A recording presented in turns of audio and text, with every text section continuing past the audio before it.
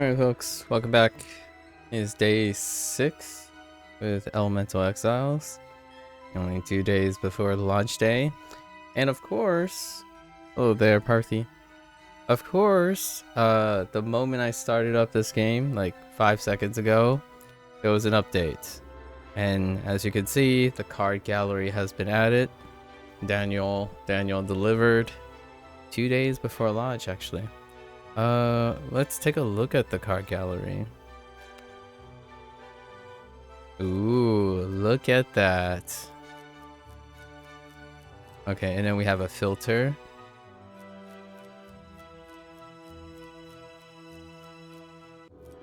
So many. Obviously, we have to temper our expectations. The card pool is a modest size, right? We have to keep in mind that this is from one person. And how many? Oh, here it is. Oh, and it even tells me how many cards are found. Nice. 150 out of 190. So 190 is quite a lot. That does include these wound cards, which are kind of a really big part of the game, actually. Quite a bit. So we have a total. There are 40 other cards. Interesting. Alright. We'll visit these cards every once in a while. Can I click on these? No. Okay. So yesterday we successfully thwarted the Demon Lord. Innocent little yip, but a simple fisherman, you know. Kind of reminds me a Murloc, right? It reminds me of Murgle, with a pointy stick. And well, with that pointy stick, he was able to liberate fishing. I don't know. The fishing market. Little guy gets a pass, and we unlock Fred. And I think it's only fitting at this point to see Fred's story so that we can then contextualize all the other little peeps. So let's do Fred today. So Fred, the Demon Lord. We read this yesterday. Fred never asked to be the Demon Lord. In fact, he argued rather strongly against his appointment. But apparently, when enough priests interpret an ancient prophecy in the same way, they must be right. Yeah. He's trying his best though. Sure, his ideas for peaceful coexistence with non-demons aren't popular, but he's confident everyone will come around eventually. When rumors start spreading about a plot against him though, he'd seek out one of his generals for advice. I'm sure we can work this out peacefully. I wonder which general that is. And his ability is fire damage is increased by 3, but each fire card played as a cursed fire card to your discard pile. So we have to manage wounds somehow using fire. That's a fun little thing. Let's try it. Okay. Alright. And probably combo it with like nature. I doubt it's light. Wait. Oh. Okay. He does a lot of things. Okay. Let's see here. Intriguing. Okay, I guess we just keep building. This was kind of what I was thinking of. Alright.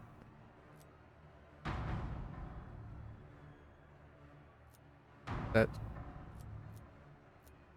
Oh no, that's pretty okay. We'll take...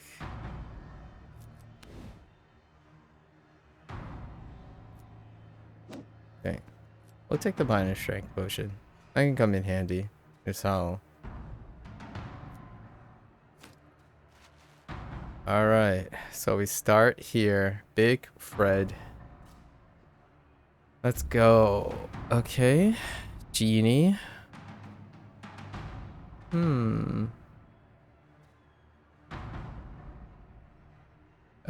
Free gives blessing. Let's wish for let's wish for wealth. Default hand size. That's okay, actually. Right.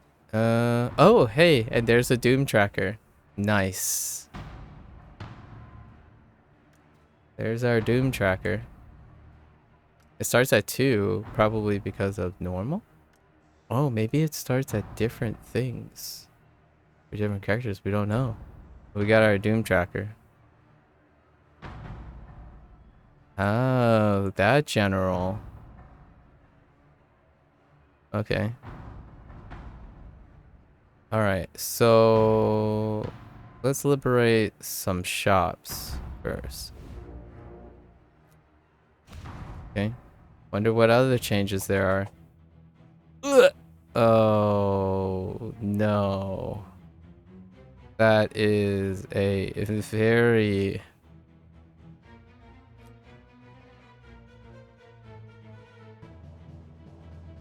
Oh my gosh. Dude. Fred. I don't know what to tell you, Fred.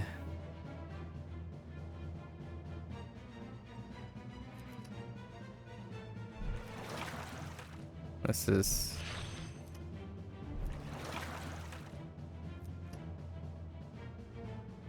I don't know why I did all that. But that's fine. Because that's water. Here we go. Well, this guy has, you know...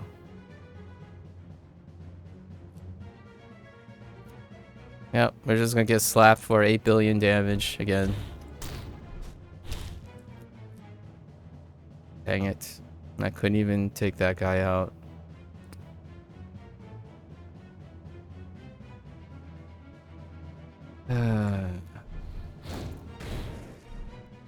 Nope.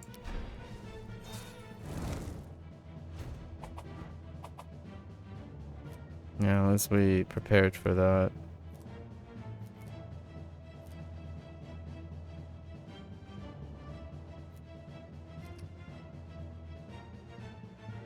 Yeah, see, that just consumes. Well, I guess it's fire, which is nice.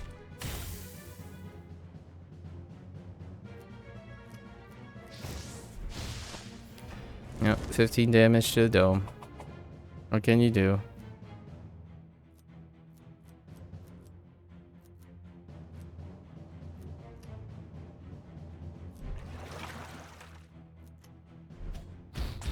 Oh, that's not enough. One off. Oh, Fred. What an unlucky first encounter. We get fire, though. Light. Not the greatest. If light is greater than 2...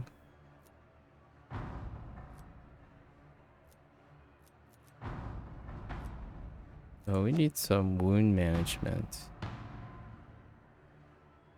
With water block, probably. And we can switch to water block. Inferno's pretty good.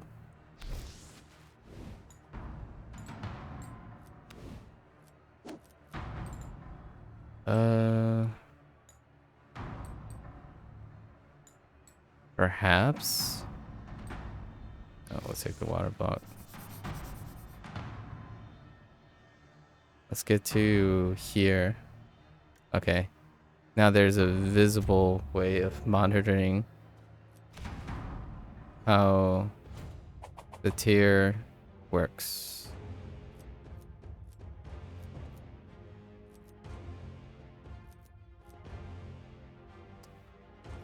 Yeah, Drowning Wave is quite nice. Drowning Wave. Oh, and Ocean Depths? Okay, okay. See how that works.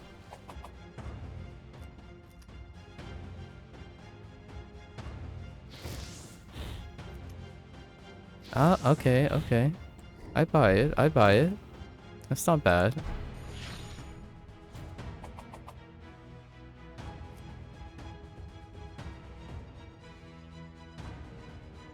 So,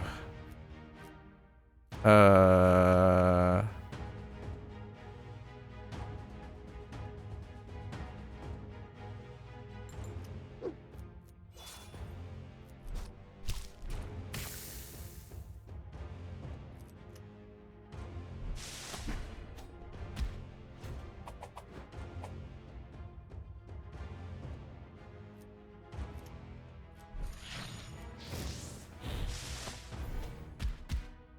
okay. Oh, Fred. What are we gonna do with you, Fred?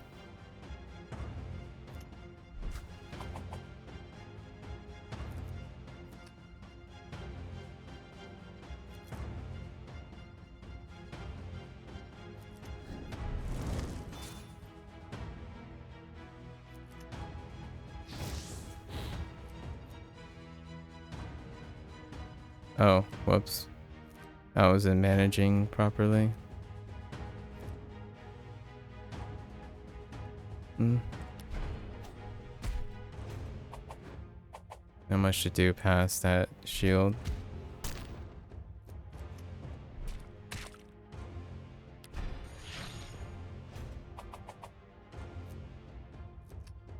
Right. Alright, Fred. Let's see some good stuff.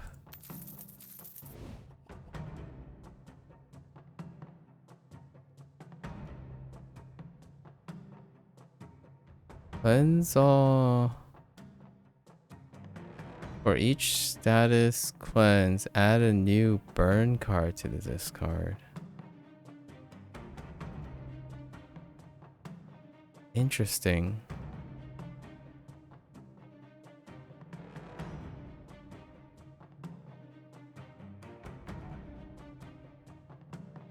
Hmm.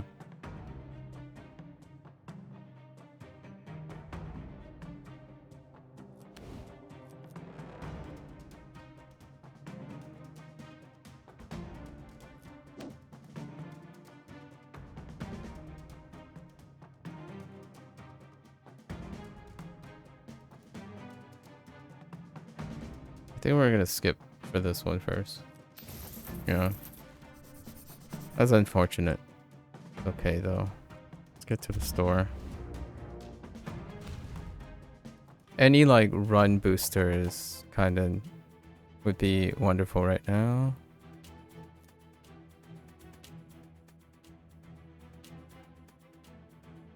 That sucks.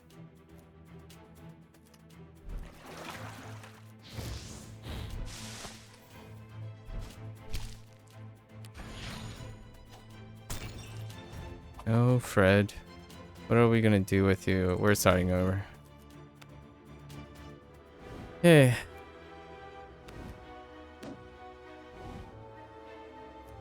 Okay. Let's see. Spiteful Scales. I like that. Okay. And they are... So we're gonna have to lean towards dark. I mean, we're already leaning towards dark. Let's try to get to Thor again.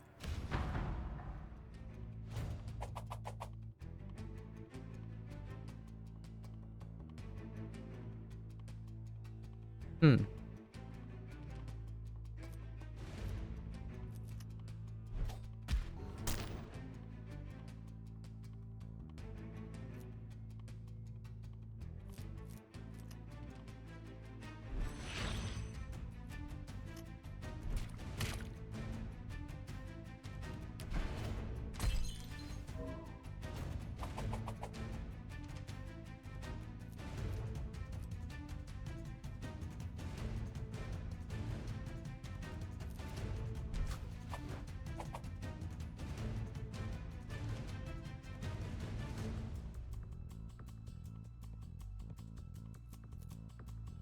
Joy of Weakness.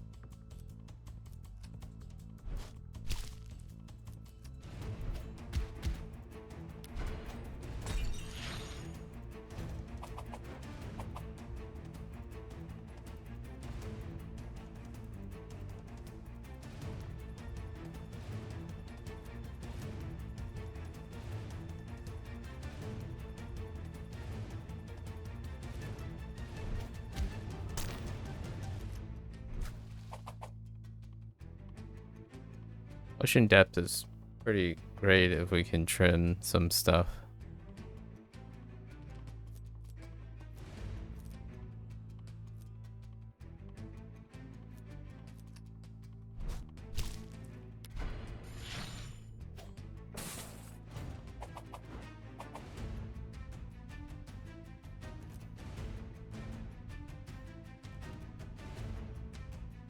Our weakness feels like it lasts an eternity.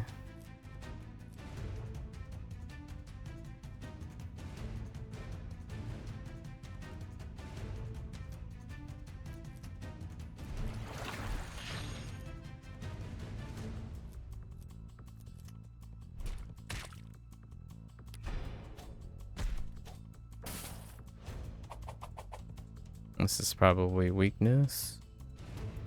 I don't like it. So we're getting rid of it. Can I take you out? 6, 14. Nope.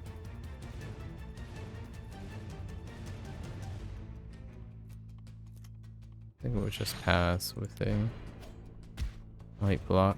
Okay.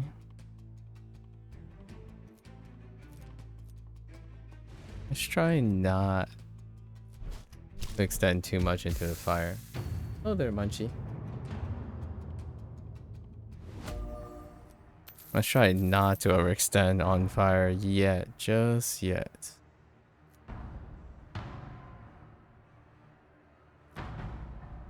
I like first card played because it happens in case it blocks. So we'll go here. Okay. Alright.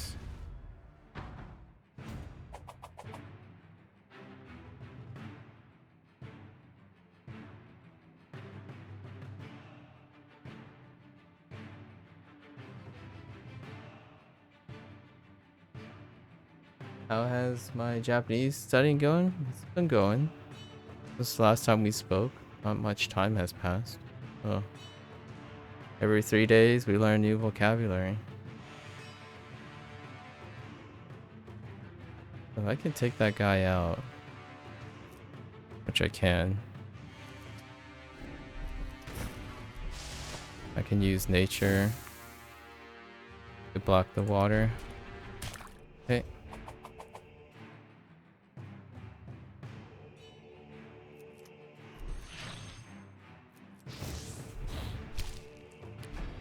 Okay. How's yours going, Munchie?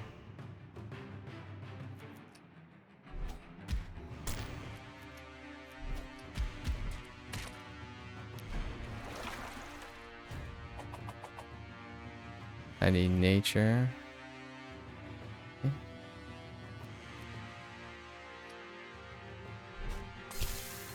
Okay. Alright, Fred.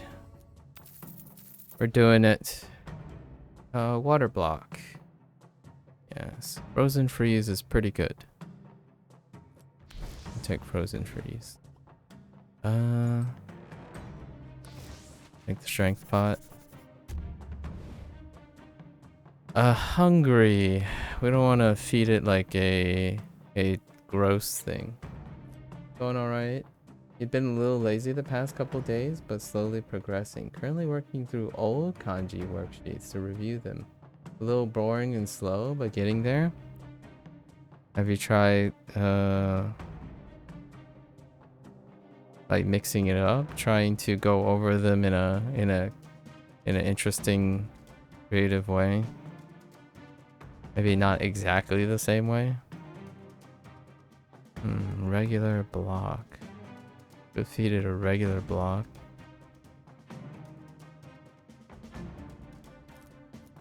This is probably gonna get me. Oh, actually, you know what?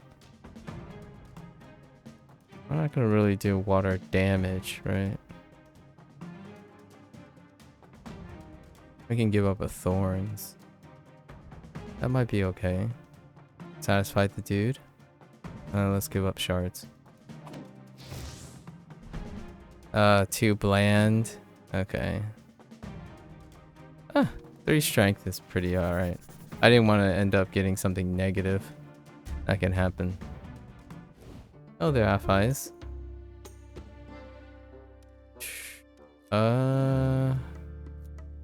Overcharge. The next card played this turn is played twice. Interesting. With dark. That can be very helpful. 30 uses. Pretty good. Could always be great, but I don't mind being a little bored. Alright. Fair enough. As you know.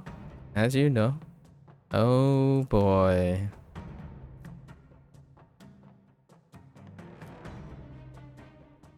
I have like 1 good skill card. I guess we're gonna try to sack a attack.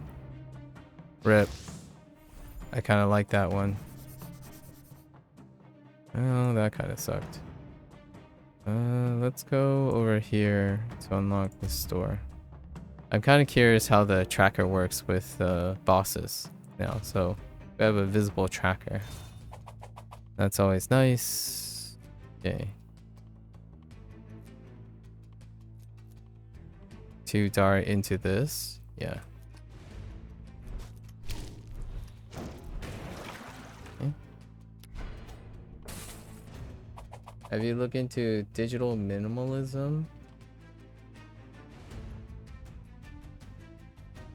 Like the concept of minimalism in the terms of, are you talking about, like, I'm not familiar with that term, but are you talking about minimalizing a lifestyle by converting to digital, or you're talking about digital minimalism in the sense of UI design or game design?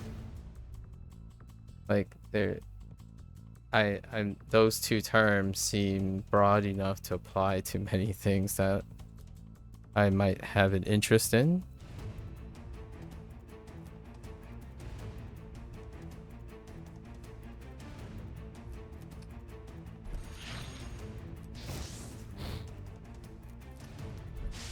Because I live a minimalistic lifestyle, if that's what you're inferring. And I'm pro digital when it comes to like managing my own quality of life. But I don't know if that's what you mean. Because I'm playing a video game which uses deck building elements. Digital minimalism could be referring to UI design and game design.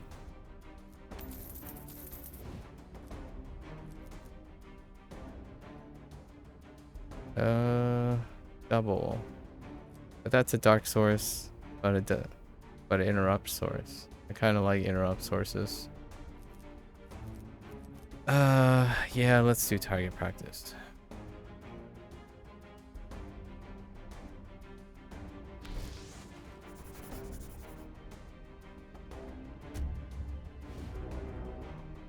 Okay, spider.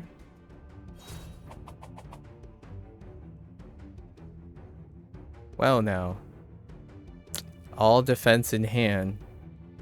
Well, that's something.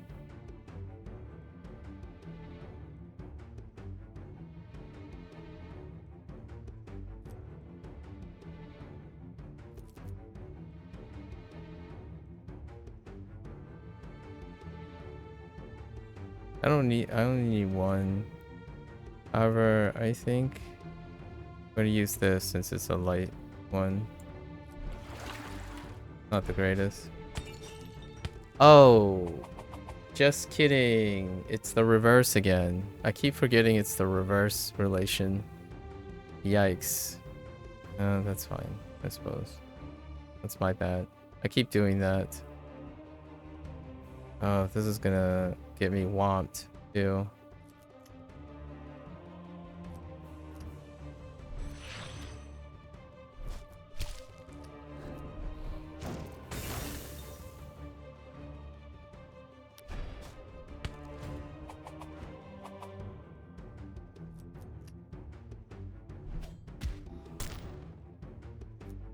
Kind of dart.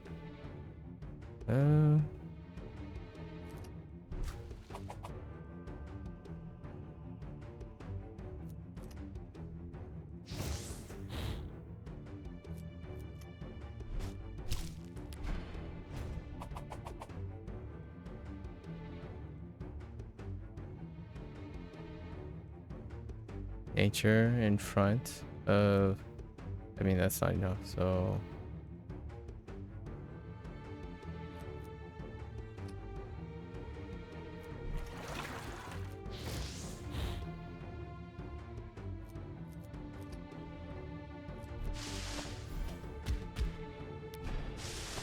digital minimalism in the sense of digital intent, meaning you only use digital tools as well as tools. You don't indulge, own, or use digital tools that serve no value to you. For example, not having an Instagram or TikTok simply due to it not having enough value to you.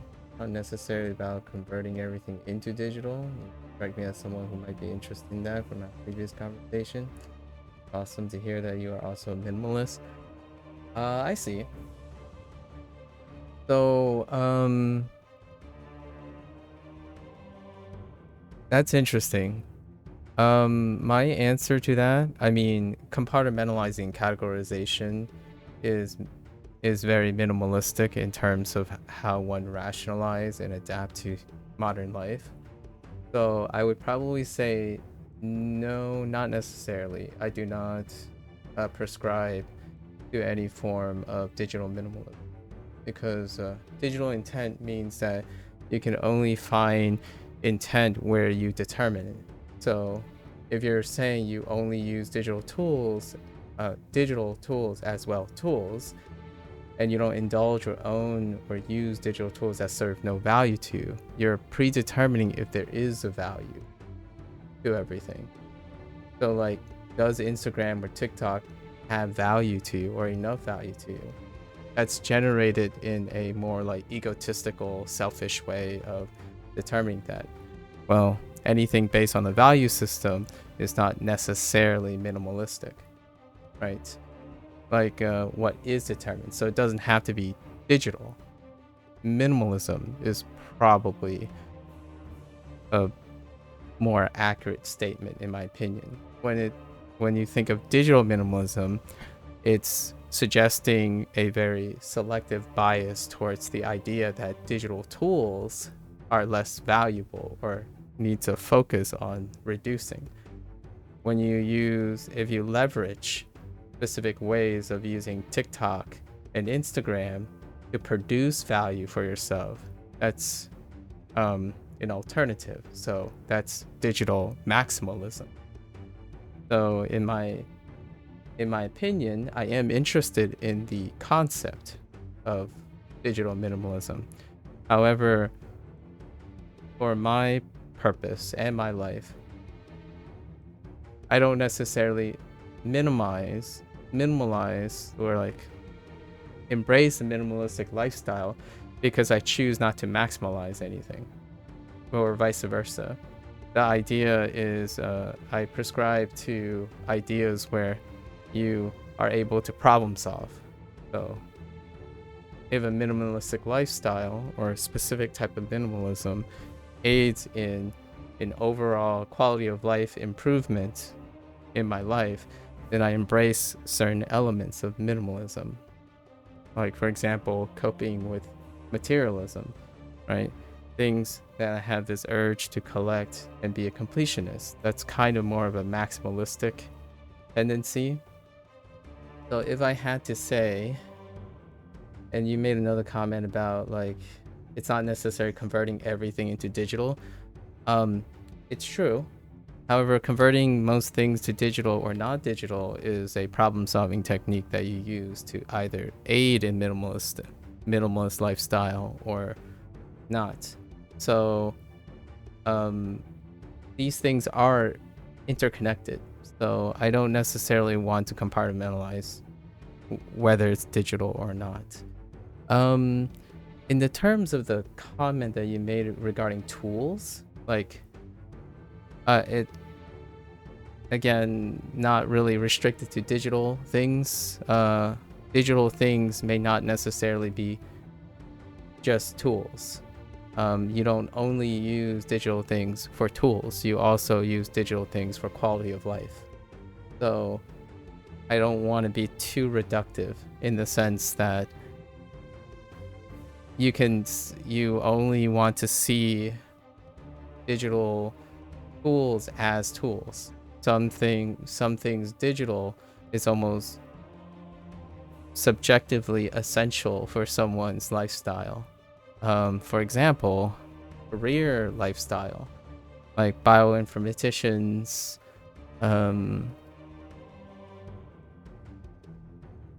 maybe AI aided learning. I mean, there are a lot of ways that the digital thing can be argued as not simply just a tool. So maybe that's a deep cut. I've never heard it like said this way, digital minimalism. I guess I would take a step back and look at minimalism as a whole, where I would say if you can evaluate things that you want to maximize or minimize, that's effectively where I would start, as opposed to specifically focusing on one way of doing things. So digital minimalism would suggest that you are trying to minimize digital footprint of your lifestyle, and that is your focus, rather than considering the possibility that you can take a digital tool and maximize it to become a lifestyle habit. So it's eliminating the possibility of something else, right? And I don't necessarily prescribe to that kind of thing. It's kind of like really extreme. Can I ask you a deeper question regarding this? You mentioned it at the start of your answer regarding assigning value. Yeah. Mm-hmm. Sure.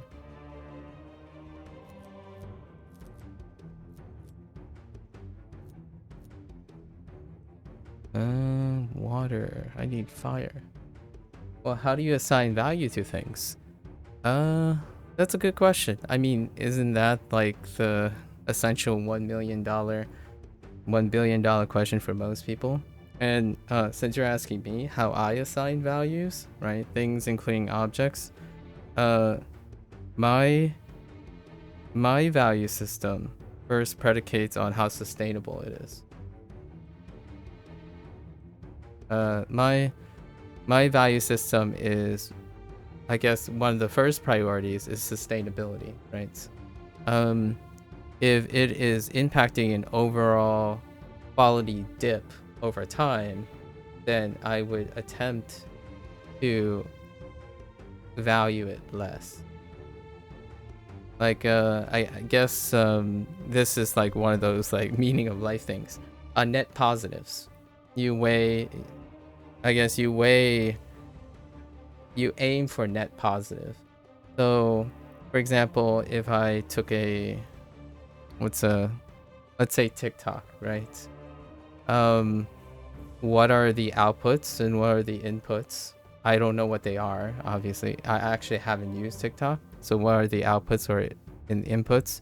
If I had to list like something, let's say factors that would be in the nice positive category, footprint of influence. So how pragmatic it is to get me closer to a larger audience. So TikTok would be kind of high or high on that. Negative would be sustainability, sustainability things like time spent, right? Time is quite precious. So you would try to find if in your time spent, is that sustainable to still achieve a net positive by associating with someone. So for example, if I said my focus was I need some sort of interactability that allows me to have a nice feeling. It's so arbitrary, but a nice feeling. Is it sustainable to have the time investment? It's very difficult, right?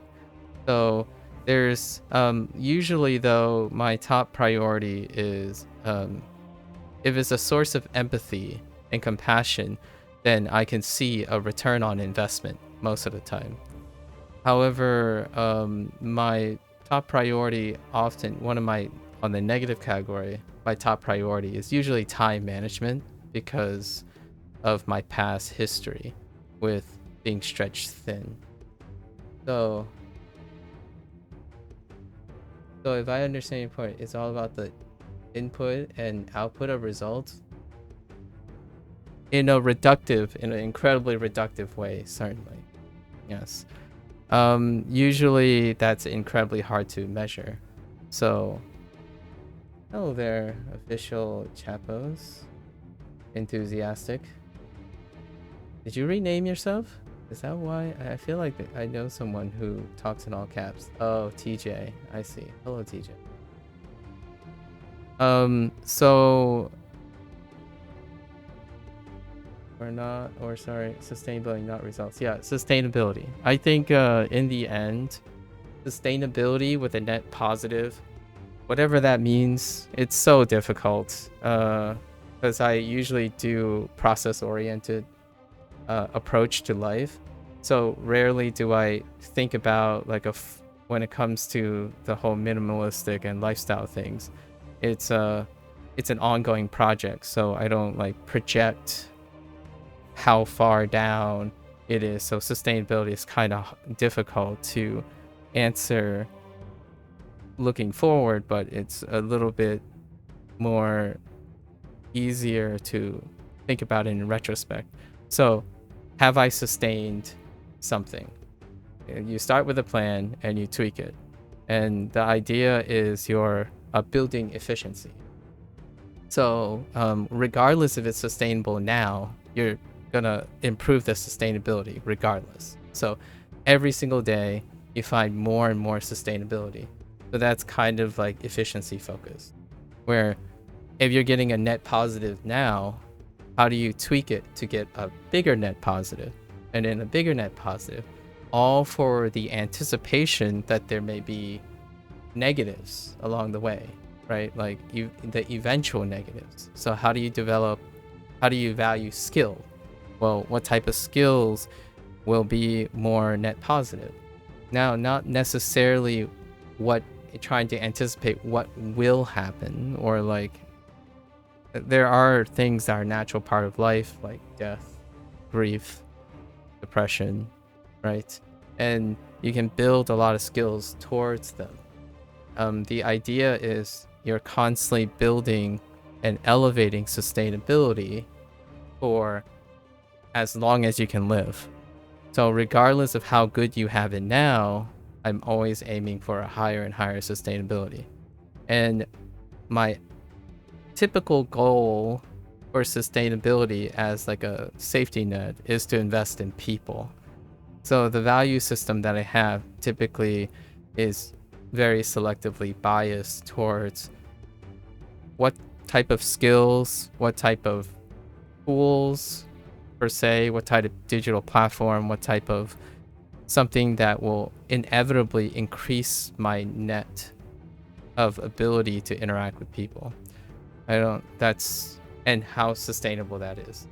So in the future, if it becomes, I haven't gotten to a point where I need to retract. So maybe I've overextended or expanded too much. So in terms of like digital minimalism, like going back to your first question, I haven't gotten to a point where I'm like, I need to contract that.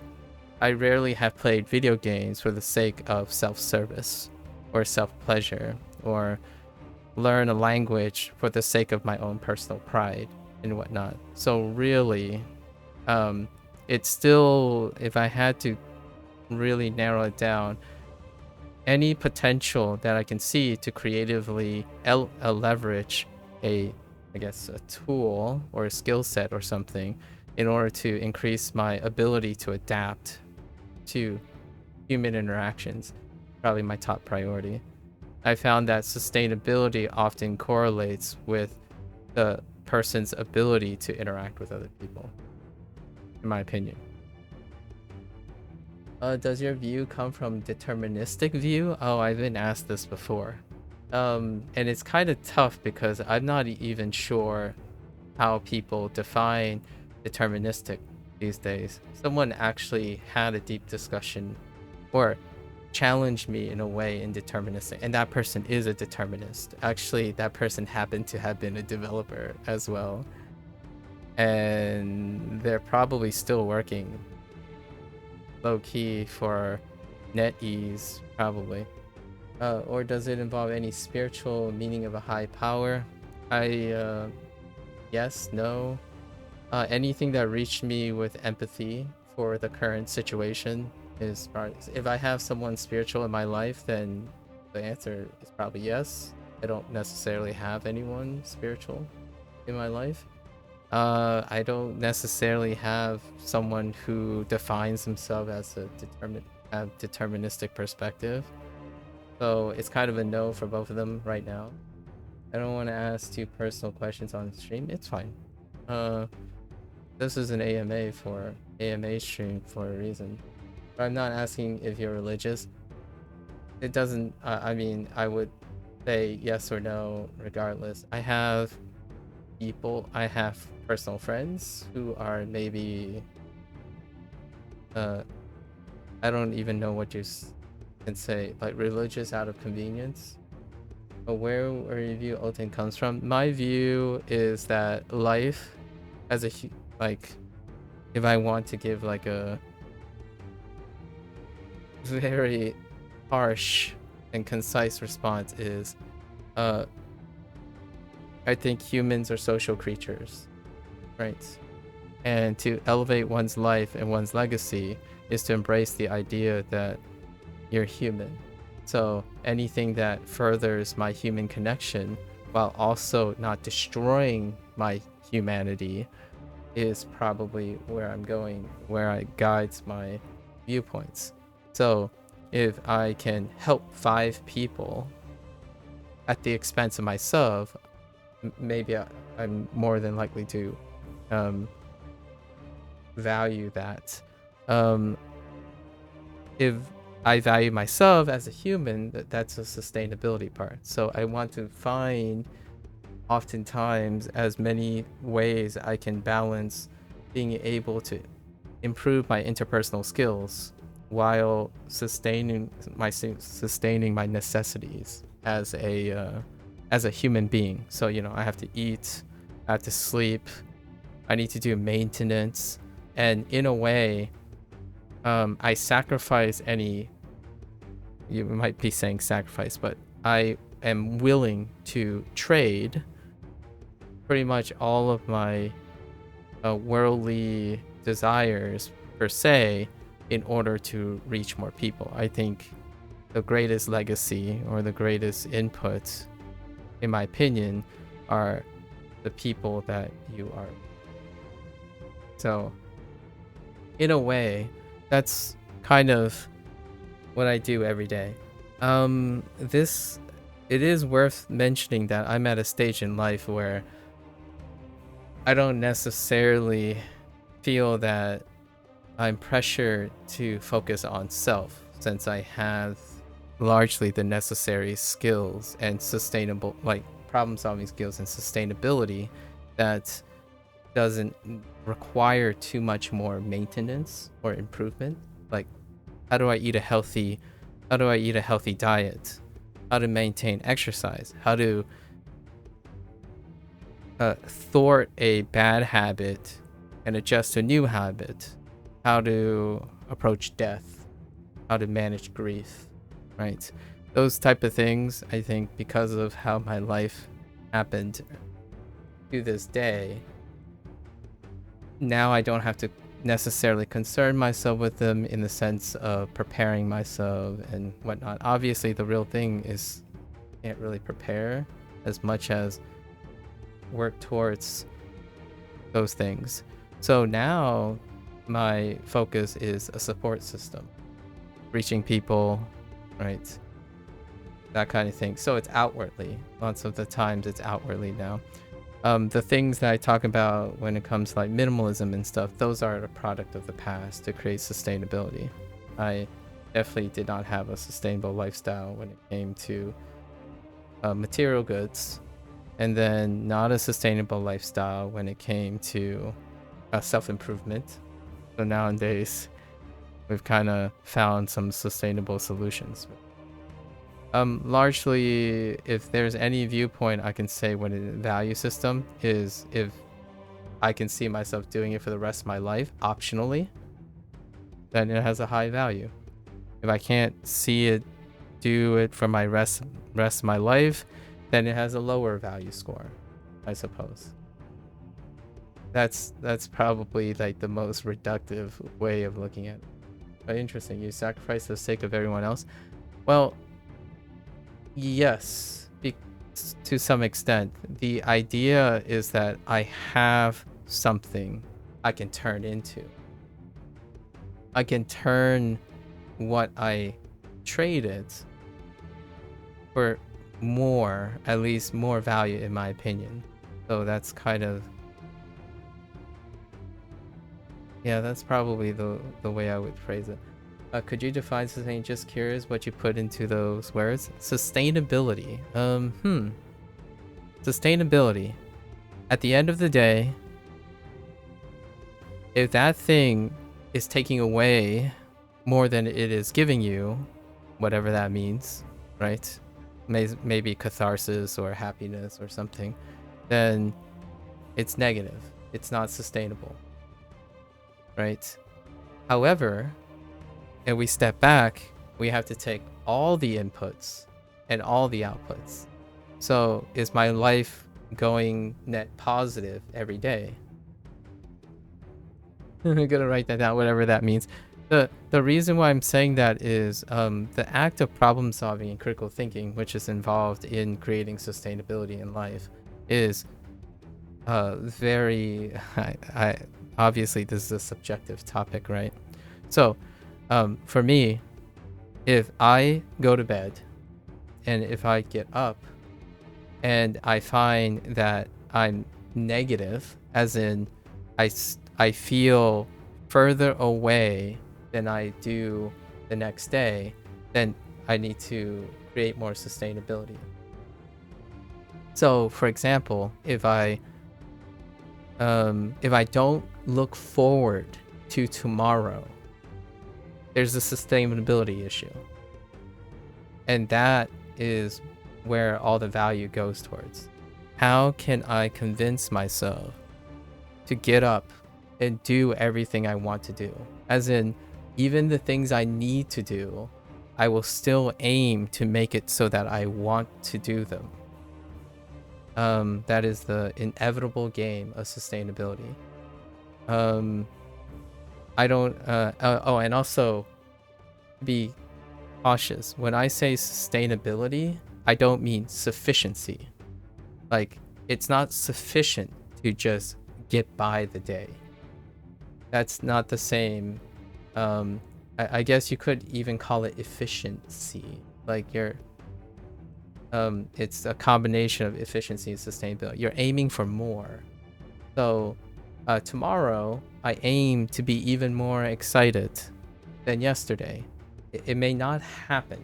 Like, I'm not saying it always happens. You're not expecting all your choices and all your stuff to increase sustainability. Every day you're working towards creating more and more positive things. The reason why also that I don't want to say efficiency is because efficiency doesn't necessarily lead to sustainability for a person's quality of life. For example, if you're focused on like language learning, right? And you want to get 100 kanji in 1 week, then you want 101, then 102. That doesn't necessarily lead to sustainability. At some point, that's going to hurt sustainability and it's going to have diminished return. So in a way, you are trying to become more efficient, but the idea is you're trying to become more efficient in a sustainable way. As in, if you are waking up with 20 positive stamina points, I'm trying my best every day to get 21 the next day, 22 the next day. It might take years to get 1 extra stamina point. The idea is that the more stamina you have, the more sustainable anything that hits you, your life, let's say one day, oh no, you got to do something. You got to do something with something that happened. You're built for it. Your stamina and your endurance is built for it.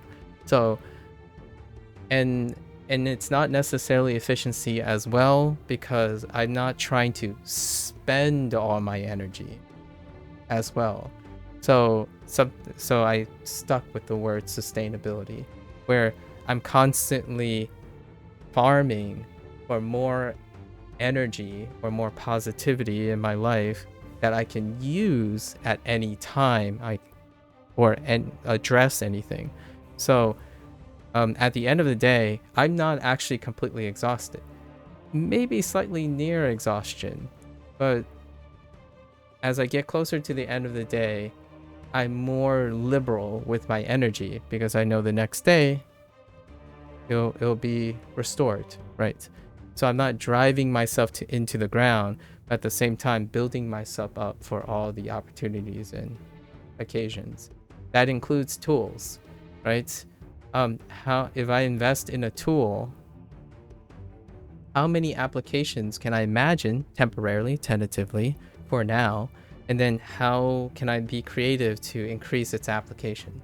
If I'm developing a skill, how many ways can I use it? And it's usually directed towards how can I address future interpersonal opportunities or anything like that, or obstacles.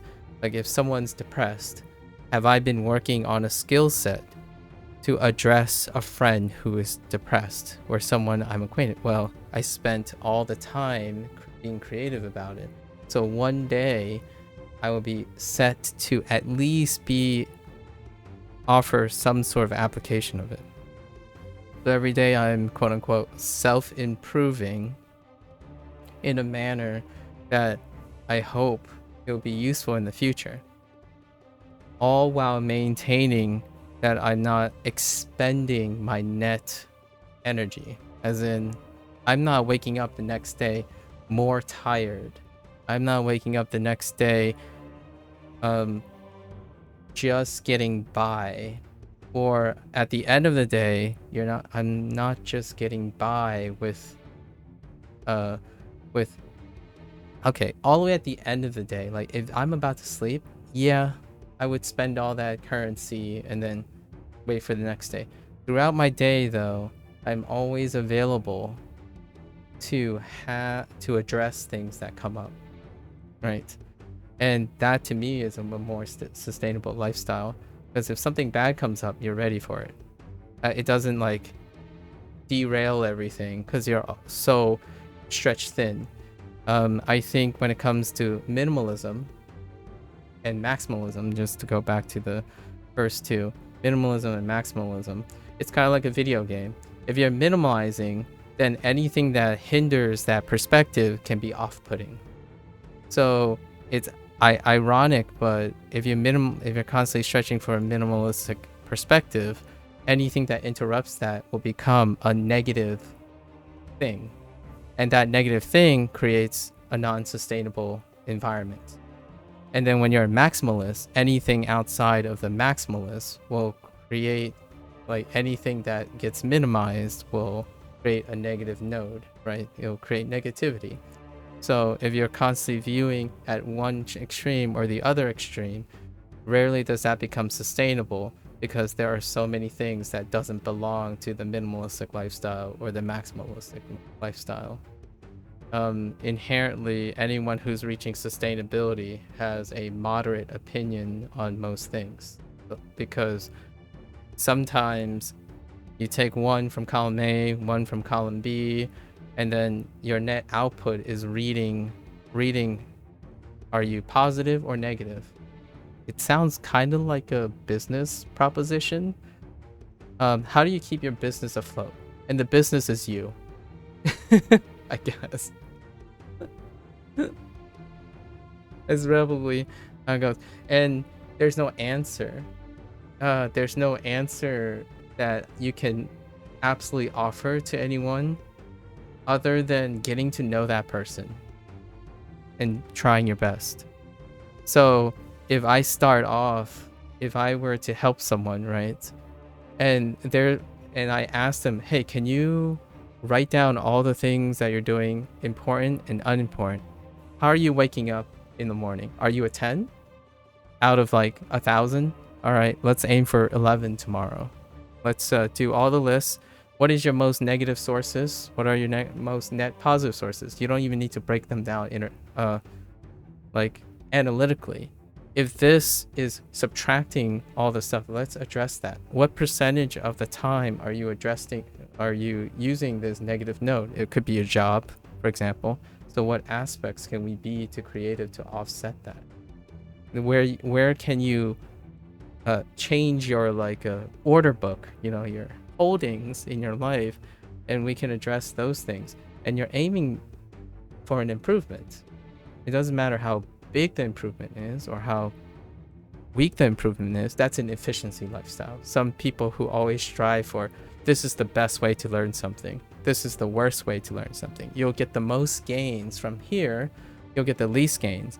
And oftentimes I do find that those people become potentially hyper-focused on the potential return on investment versus actually performing the actions to doing those. So you might disproportionately end up investing so much time in formulating the ideal methodology to approach something, and then overall ended up in the potentially same place, pragmatically speaking. Like, for example, a language learner that is process oriented versus a language learner that's end goal oriented. You might end up reaching the same place. However, for me, I was net happy every single day along the way to that, whatever that arbitrary goal is. In fact, by the time I ever get to there, or if I even get to there, I would be looking at a goal somewhere else. I don't use, and sustainability doesn't mean you look for a goal and there's an end goal. Sustainability is a constant moving flagpole. So you could call it like process oriented sustainability. Whenever I improve one day, that goalpost moves. So that is the natural normative state mindset that I have. It's not, oh, if or when I get to a specific goal. That is more like a minimalistic and a maximalistic mindset. That's a mindset that's required for something like that. You can reach a satisfactory, optimal, minimalistic lifestyle. You can reach a maximal, optimistic lifestyle. Sustainable is, can I get one step further? Can I get one step higher? And another one step, and a one step. Oh, I took a misstep, now I'm down 2, but I'm still net positive, so it's still sustainable, right? And that arbitrary line is like some thing that keeps moving. So if it ends positive, I go to bed and I'm happy. I've attained my goal. And then every single day I continue to go to bed a little happier. Sometimes I get a little sadder. However, it is never in the sense that I go to bed and I say, I can't do this anymore. If you are saying that to yourself, support system. Professional, hire someone that is paid to help you reach past sustainability. Like, you have to get to net zero and then build up, right? If you are negative, you are declining over time. And it is like a really, really depressing and disappointing slow death. And I do not like seeing people spiral or dip. And it's really hard to see when it's very slow. So those are the things I tend to focus on a lot of times. And I've already set a foundation for my own life where if I need to get a job tomorrow, I'll do it, right? So necessarily because of that, I don't have an urgency anymore to focus on self-improvement. What can I do with all of that? I can invest in other people, because there's always a chance something bad really, really happens and you get punched so hard, your sustainability falls off the charts, right? But those things tend to be temporary, hopefully, except death. Death is permanent. Sorry, that's a little morbid joke, like dark humor. But outside of death, what is the only other way, in my opinion, to get back to sustainability when that lifestyle fails. Forces you cannot control, forces you can't do, resources you don't have. So ultimately, my pragmatic approach is other people. Other people is what happens. It's your trump card. It's your items. So when your life is sustainability doesn't have great ebb and flow. So if you have a sustainable lifestyle, you're looking for small changes over time and small declines over time. It's to offset that, oh, I didn't realize my life was going down in the poop chute. And then fast forward 10 years and like, oh, it was just so gradual that I just got used to having a crappy lifestyle, right? And those things, if you're focusing on those things, there's a trade-off. One of the trade-off is you can't take on like sudden really big disasters and sudden really both ways. You can't capitalize on gigantic opportunities, and you can't where you're not well equipped or practiced to looking and at giant opportunities, and you're not quite great at rescuing from giant disasters. So for me, I spend most of my time investing in other people, because largely those individuals would be my safety net for when these things happen. Like if I suddenly fall down the stairs, I will have a support system that, like, sustainable lifestyles do not address that. Like what happens when you suddenly get into a car accident or something. So largely I know what my lifestyle is like, and I also prepare for it in that way. I think when you start thinking about like extremes, then extremes are what you're going to get.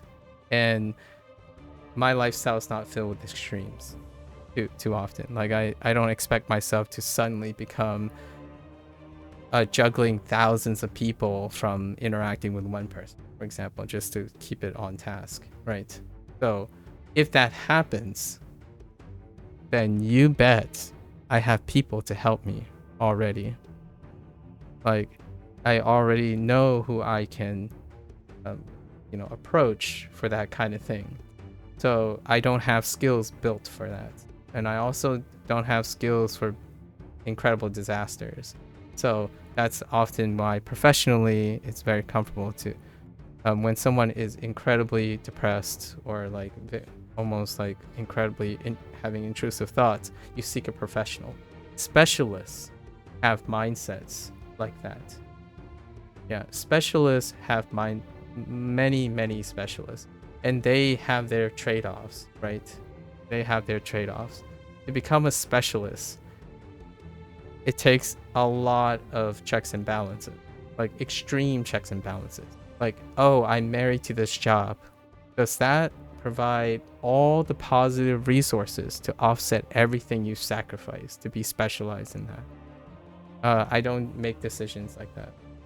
So when someone asks me, how do I stay consistent with language learning? There's a chance I might be able to provide lots of adequate ways to do that. If you're saying, how do I learn Japanese in 1 month? Then I have no answers for you. I would probably defer you to someone who has that type of mindset. It would be very appropriate to find someone who's like studying 18 hours a day non-stop until their eyes bleed to hit that 1 month milestone or something. And with that said, I'm only answering and addressing the question of sustainability. On top of it is still ending up problem solving and critical thinking. Yeah, never heard the name of this game, Slays? Oh yeah, because the game is gonna be released in 2 days, Slays. It will be released in 2 days. Yeah. I disagree with some tiny things, especially that adding happiness for whatever that means, as I believe you can't do that yourself, but it's still a great answer. Thank you for sharing. You can't do that yourself. Yeah. I can see that. Um, I don't know if I'm suggesting that you can add happiness yourself. So maybe I might have misspoke somewhere, but I did not indicate anything about adding happiness for yourself. It's all interconnected. So investing in people, it's all interconnected. I hope I didn't give that impression that you can do anything yourself. Rarely can you do anything yourself. I think people who, in my opinion, who view digital minimalism and digital maximalism, or like whatever, that type of thing, they typically have the mindset that they can conquer the world themselves. They always have the answer themselves. I'm very much dependent on other people. Like, in fact, I would be very, very, that's why I keep saying support system. Support system, support system, support system. And everything I invest, I reinvest in people.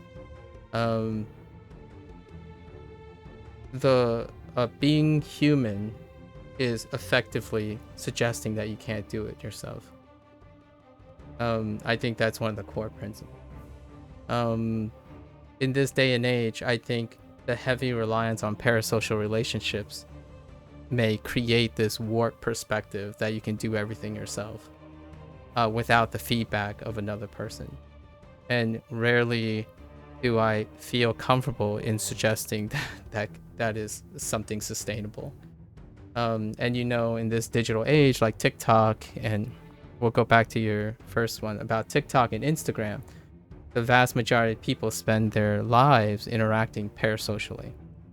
As in, the other thing you're interacting has no actual feedback. There's like, all the feedback's actually coming from you. You are projecting or deducing their feedback. As in, the feedback is coming within. So I think that's hyper overrepresented. And that might be also the driver for digital minimalism, if you know what I mean, Munchie. Like, the perceived value oftentimes is deduced and projected by oneself. As in, you see this TikTok influencer and you think there's value in it. Even though the TikToker is telling you there's value, that's parasocial. As in, that TikToker isn't actually speaking directly to you. Nor can you say, I think this is valuable, and that TikToker can respond to. Granted, there are people who are lucky who maybe know the TikToker or the Instagrammer, but I think the vast majority of people are not like the interaction we're having now, which is you have direct feedback from someone and maybe foster a relationship and whatnot. I think the vast majority of comfort that people get is parasocially. You look at this person's life through a limited lens, and that person has no response whatsoever. And whatever you think is useful and valuable is self-imposed, as in, like, you determine if it's valuable. And then that influencer might be responsible for kind of influencing you to think it's valuable. In the end of the day, it is up to your problem solving and critical thinking skills to ascribe value to it. And rarely do you get actual feedback. So living in a situation where you're constantly in your own head, solving your own problems, will naturally and rationally encourage you to think that you can solve everything. You can create your own happiness out of thin air. You can magically do whatever it is you can because you've gathered all the information. And I think that's overrepresented. It might be a symptom of parasocial relationships, compounded and supported by heavy business-oriented influence, right? Influence. Business models are emphasizing that. Don't do this, do this. That's provocative. And yet, in the end of the day, I will still say to you, if you have 3 great friends, even one, if you have a loving parent, start there. Share those ideas with them, because it's incredibly hard to substitute a different perspective without actually having another person with a different perspective.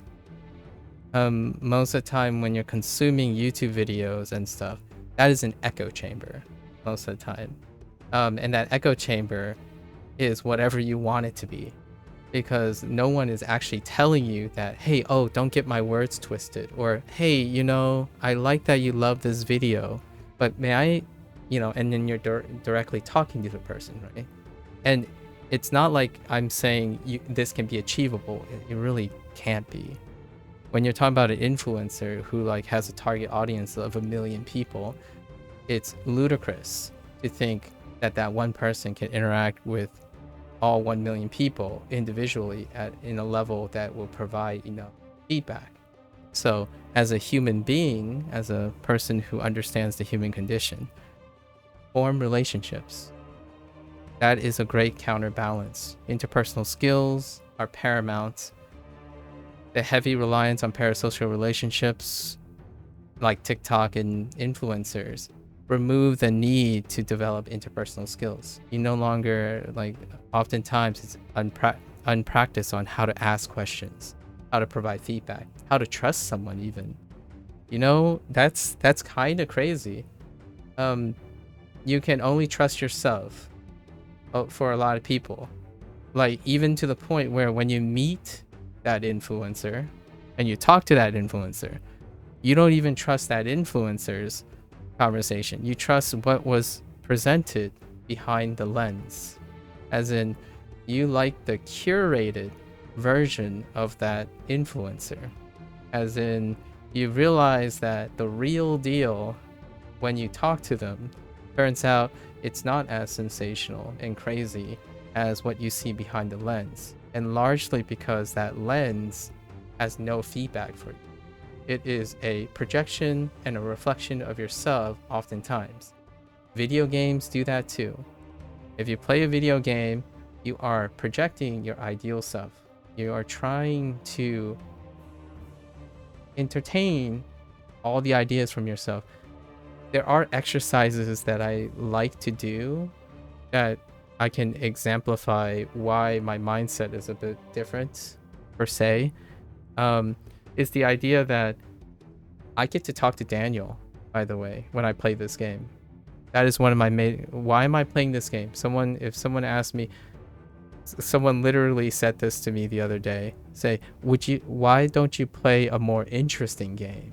And my thought was, what do you mean? Like Roblox, Fortnite, or like any other 1,000 unreachable, influenced community members and whatnot? Like, I'm playing this game because I get to talk to Daniel. Like, Daniel emailed me, gave me an advanced copy of this game. There's no solicitation whatsoever. Like, I didn't say anything. I'm not like here saying, hey, sponsor me or something like that, right? I do joke about it quite a bit. So how valuable is that to me? It's absolutely valuable. Any other day, I could sit here and form a parasocial relationship with any other content creator or any other viewer by doing like playing a FromSoft game or something, and you would get those tenuous parasocial relationships. But I don't think it circumvents what is absent often. And in a lot of people nowadays, what is absent is truly an interpersonal interaction with anyone. I think the vast majority of people now in the digital age, again, I think it's a motivation for digital minimalism, is the idea that it might push some people towards the value of human interaction. And it doesn't have to be offline, right? Discord is a tool, but Discord can be leveraged to form human interactions. You can start with texting, then you can start with emoting, you can share artwork and whatnot. So the tools that I have today are the tools I'm leveraging specifically to encourage people to not necessarily just rely on one thing. That's like getting all your catharsis and your protective advice and stuff from parasocial relationships, and occasionally splice in, you know, interpersonal relationships, the ones where if this person disagrees with you, you can talk about it. You can't do that with an influencer. I mean, you can type something, like type a YouTube comment, right? And spin your wheel and say, oh, you might get someone, right? Actually, honestly, that's still more, where I would say something like, okay, I respond parasocially to something. I would type something, and then if someone responds, I would probably use any of those people to spire up a conversation. But you know, in this day and age, in a digital age, the response just stops there. It's like, I just want to be heard, and that's it. There's no like, oftentimes there's no follow-up, there's no discussion, right? Like, you and I are trying to have a discussion, but at the same time, I'm obviously the one with the mic, and it's still unbalanced. But this is still more. It is, in my opinion, still more than saying something and then pretending like you're heard with no actual feedback. And then when there is feedback you don't like, or feedback you're critical about, or feedback that you like but you don't want to invest in the effort because you already know you're right, that is avoidance behavior. And ironically, it could be sustainable for the rest of your life as long as you're happy about it. Like, I'm not here to, like, there are different ways people stay sustainable, like happy wise, right?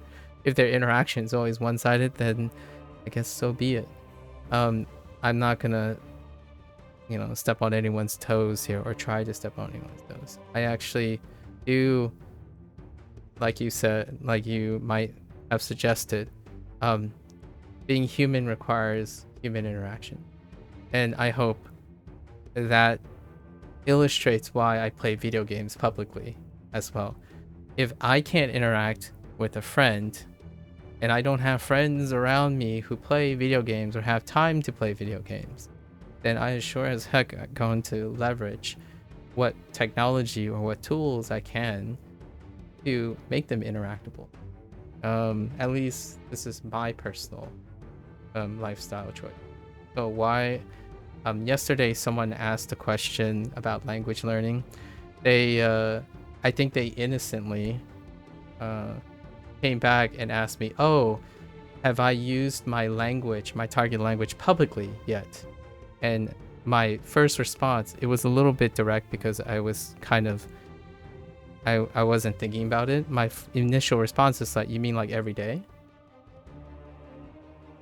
Because I don't see the internet as a personal space, right? I'm learning language in the presence of people. So I want to interact with those people. When I'm doing something in a public space, the internet is a public space too. A lot of people think it's a personal space, like just out of intent and personal. Like when you're watching YouTube, it's you and that content creator, right? But it's just you. Really, it's only you. There's that content creator has no awareness of you outside of potential number, or if you're lucky enough to interact with that person. So I think sometimes spending so much time alone with your own thoughts and your own interpretations of someone else behind the screen, when you're down and you're upset, or you don't know how to solve a problem, or there isn't anyone there, right?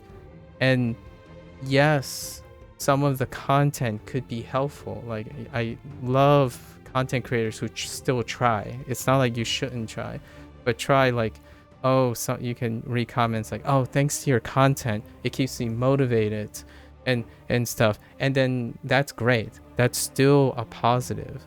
However, if I hear that from someone, my first thought is, if I had the time, right?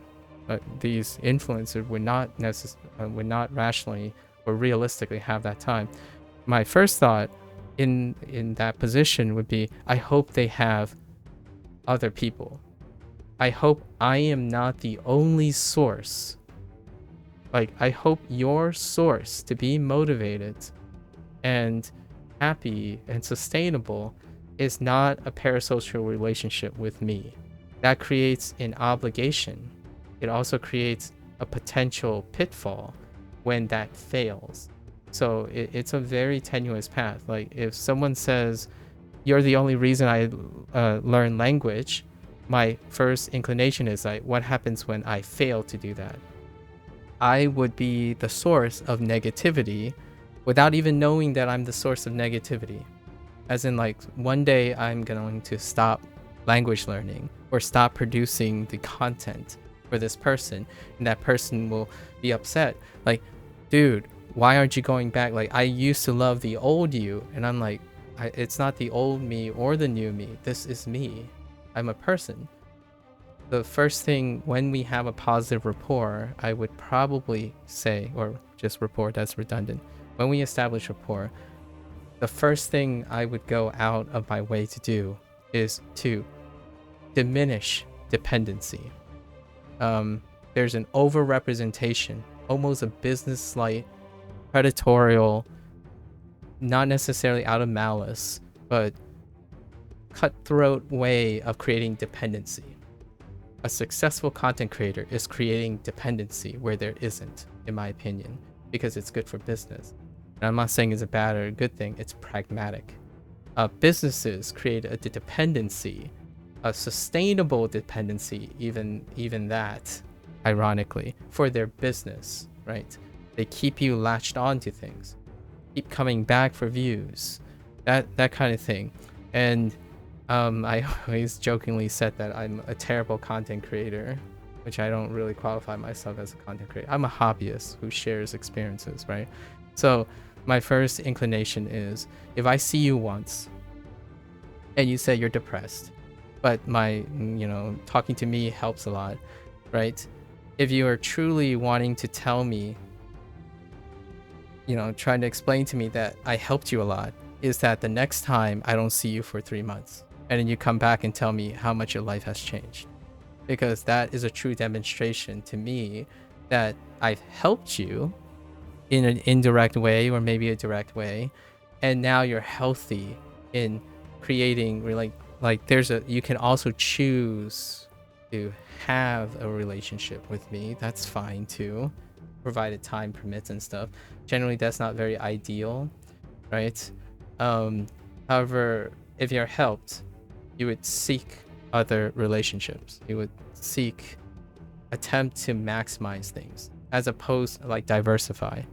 It begins to sound like a business proposition again. You would try to diversify, and that is kind of how I feel about the digital age. And I totally understand where you were coming from about the whole digital minimalism. That's it's kind of like a keto diet, if you will, Munchie. I know this. I'm saying this in a very serious way. It's a band-aid. It's like a very extreme response to an ongoing, very concerning, extreme, overrepresented case, right? And once that is addressed, the idea to me is, if that's helping, you would slowly encourage that person to find a more sustainable lifestyle. As in, okay, the keto diet works for now. Now let's try and work on your decision making so that you're not always on that keto diet. Let's see what you can learn that works in that keto diet, and then make it not a keto diet. Make it a thing that has lots of options, right? Because the more options you have, the more likely you're going to be consistent and sustainable. Which doesn't make you, better at suddenly you're in a car accident or suddenly you gain 100 pounds. The idea is life is consistency. You have lots of consistency things versus your one-offs and stuff. Like people who play a video game, those are one-offs. They take parts in your life, but if you step back, you can play many video games, right? That kind of thing. I guess that's a pretty good digression. I hope that helps. Maybe I'll cut out this part. I haven't had a unrelated conversation before, or opportunity like this. I actually have a bunch of these digressions in my channel, under deep digressions, but I've answered, I've talked about these things quite often back in the day whenever someone asks a question like, hopefully, and this is all my personal opinions, of course, my anecdotes, and also it's not, again, I want to emphasize, it's not offered as professional advice or anything. Most of the people who ever get to know or understand the things I'm saying are typically my personal friends, right? I don't offer professional advice in any way. I'm not a psychologist by training, nor a psychiatrist or any form of mental health specialist. I was a biologist, and I dealt with things that aren't humans or other humans. Nowadays, though, I guess I do interact with human beings. Yep, that's the best attempt. Investing forward, as you say. You ask a question that's really brilliant, and I'll give you the time of day, right? It doesn't derail anything I have planned for today, obviously. Otherwise, I wouldn't choose to do it. I would probably excuse myself courteously and hope that the other person understands, right? If they don't, that's fair enough, right? There you have it. All right, let's get back to this. Okay, so how do I prevent myself from taking face damage? Well, I can't take the person out, so okay.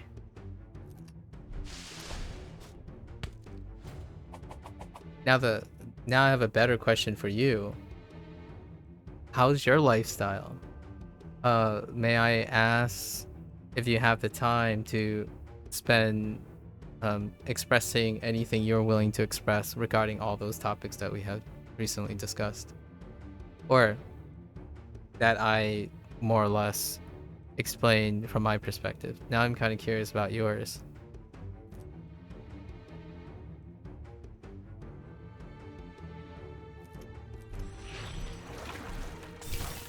Oh, right.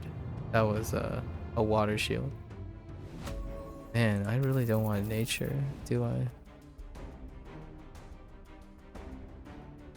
Ah, fire. That's not skills.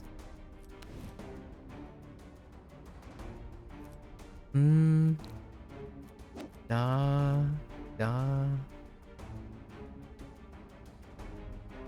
It is better than less wheel.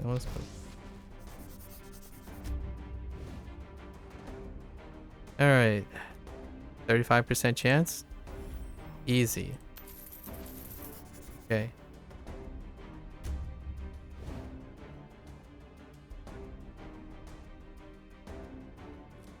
Minor champion blessing.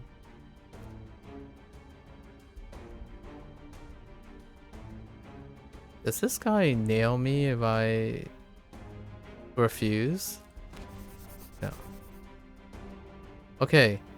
So it's almost danger level 3, right? So what if I just take out a boss now? Now I'm kind of curious. Or take out a... Let's take out... Oh no. I wasn't planning properly. Okay. Okay. Hopefully this doesn't move us to level 3. I'm kind of curious how much a boss contributes to the meter. And if there's like a danger level transition point, like if it's quantized there, so you can like overflow some things. That's kind of how I thought it was happening at the moment.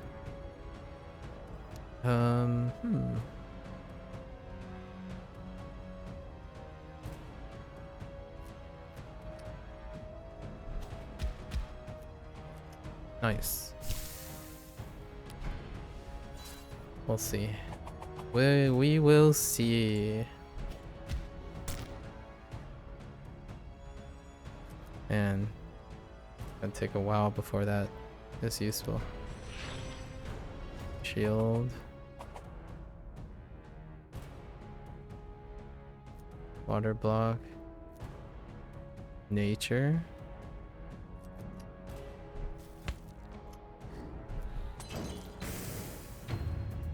Dang. Oh, I know what cards I really need, man. Soaking shield. Okay. We'll do coals. Okay. So that's still level 2, right? Let's see what happens if I take out Milo. Alright.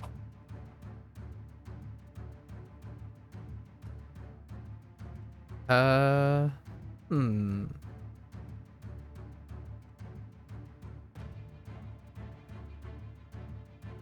Lifesteal.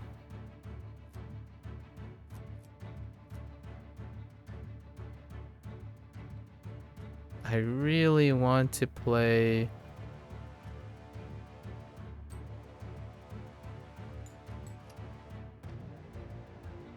Oh, right. I have 3 strength from the blessing. That's why I'm hitting like a dump truck. This is kind of the safer play, so I'm just gonna go with it. Oh, this is probably weakness. Don't weakness me, please. Okay, it's vulnerable. That's fine.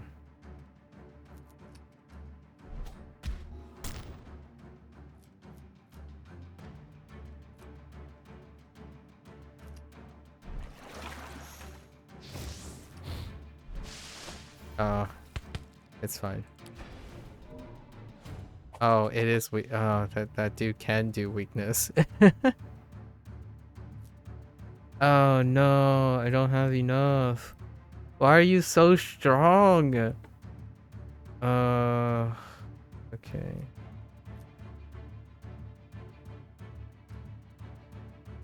Guess it's not a... I know what I'm looking for now, though. I know what I'm looking for.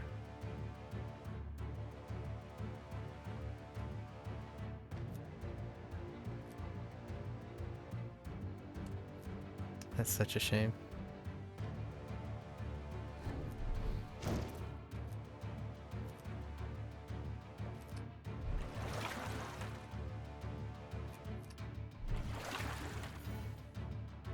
It's not bad.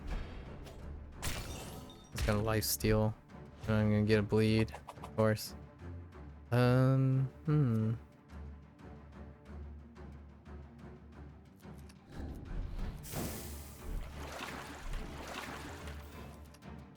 Okay.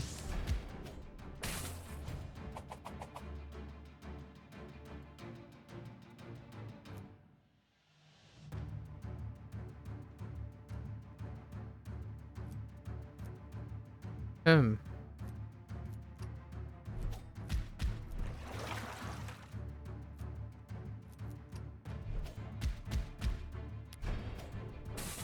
on, Fred. Fred. Fred, please. I can't be constantly waiting for you to... Fred. Why? It's fine. Fred, I'm gonna need you...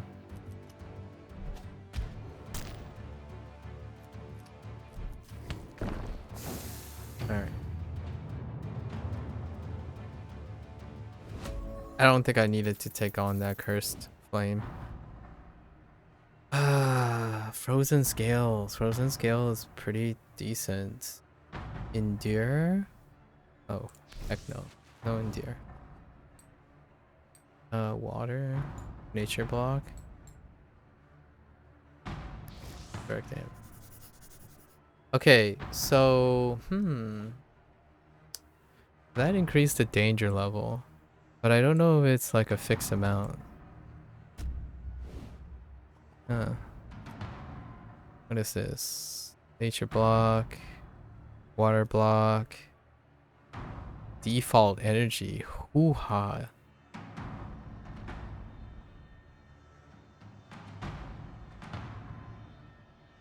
Can I just refuse healing with no problems?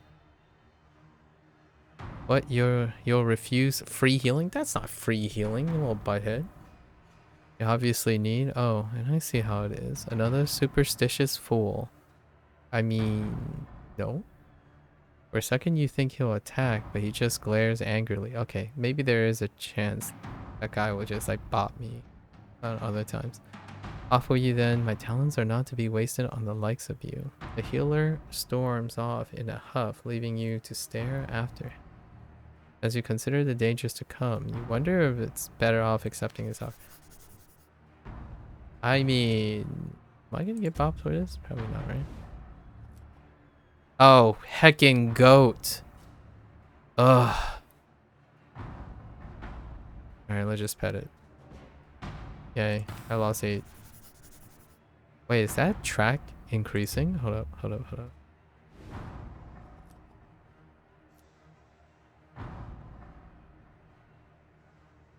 Destroy drowning wave for... Nah.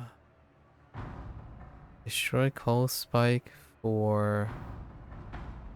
Merciless flame. Nah. Oh no. Please don't hate me. Shocked that you don't want the cards. Well, if you can't spot a great deal when it's right there in front of you, that's your problem. Just don't come crying to me when you lose your next battle. They abruptly spin around and storm off in a huff. Okay. It does increase. Oh, okay. So, okay, so narrative encounters do increase. Interesting. It's good to know. How the heck do I get around? Okay. Patch notes. I'm starting to desire some patch notes.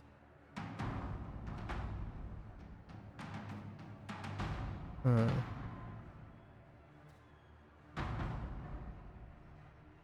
Are we going through Brook? Or are we going through... I kind of want to see what's in this store. So narrative encounters increase the Doom track. Hmm. Oh. Oh, just... Oh. Okay, let's see.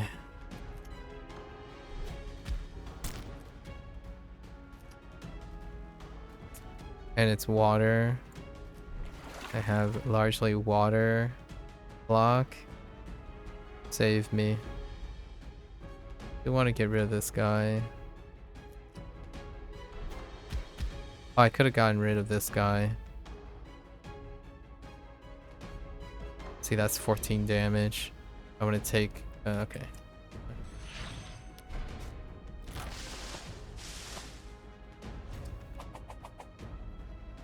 Ah, a rip. That's a rip.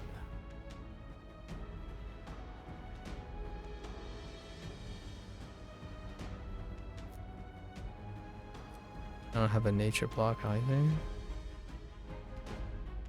And this is water. Yeah, that's a big rip.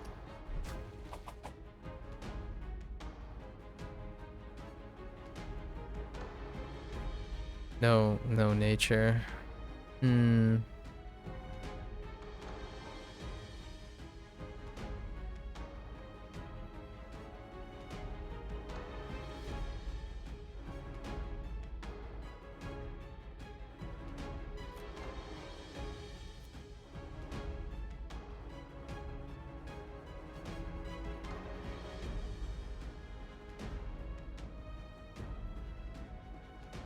Okay.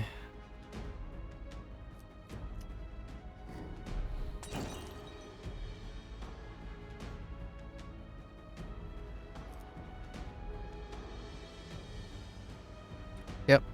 We're starting over. No. Okay. One last time. I guess I'm running out of time today. Gotta avoid.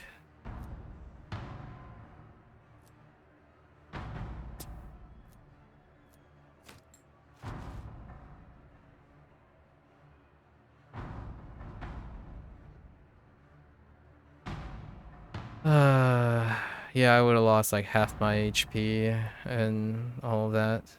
I think that one was brutal. So now I know these things increase tracks. So now I'm not even sure if I want to do that. So now I guess we're running towards... I don't know if that was always the case. It's too hard to know if I didn't have some sort of doom track. I at least now know when I'm capped, though. When I get capped.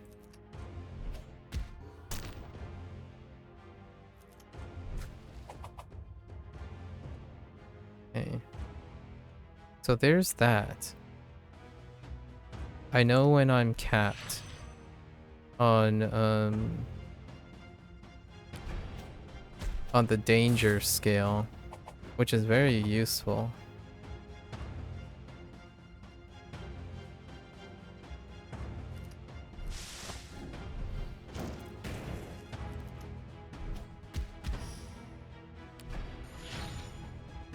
Okay.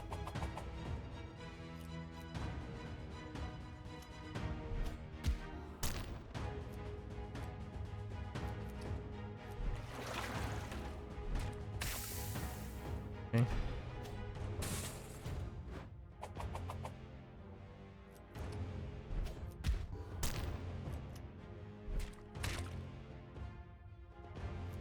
Honestly, I might just make Fred not use fire spells at all.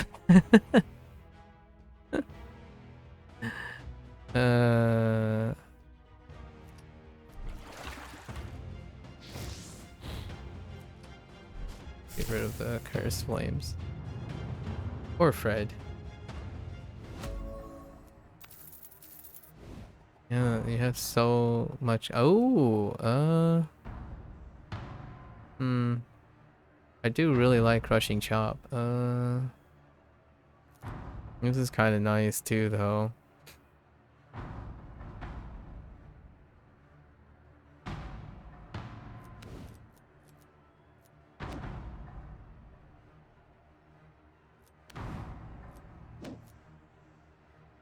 Yeah. Oh, hey! Basha, our last unlockable. Retired Orc Shaman. You can now choose. Okay. Neato. Okay. 3 combats for it. Oh, I can check if the combat tracker moves up every time. Probably not. The danger tracker.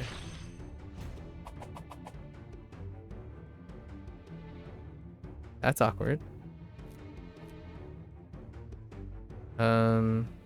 This does give me the bonus.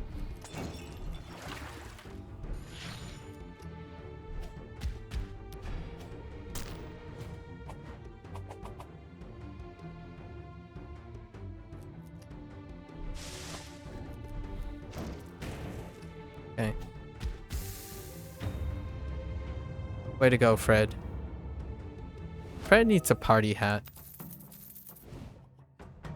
Oh, spiteful scales. Yeah, we can't do frozen freeze. We want to hit. We're just gonna all in on dark, I guess, or try to be. What is that? That non-elemental blessing. Rip.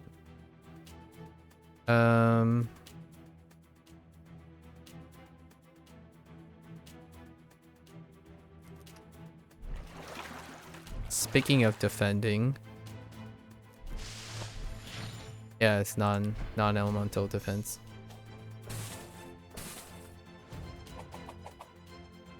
Okay. Oh, I need to check if it's all fire cards.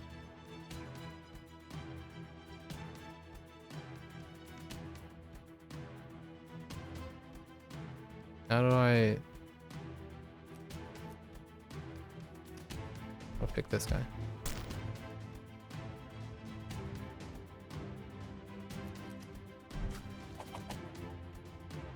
That sucks. Can I get one more darkness? Yes, I can. Oh, no, I can't.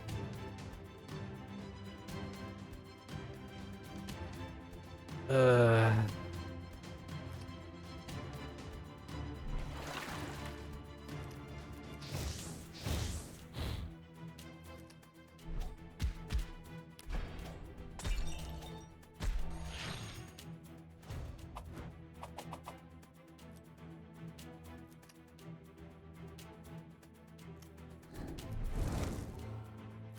It's not doing so hot.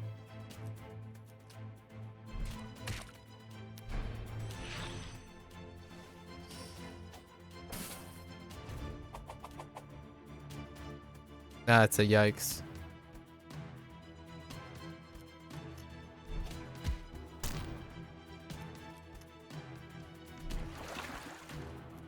Yep. That is a big yikes.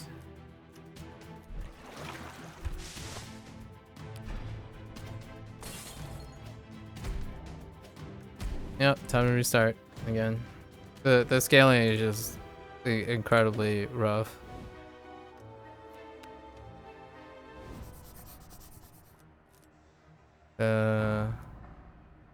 So we don't go into attacks.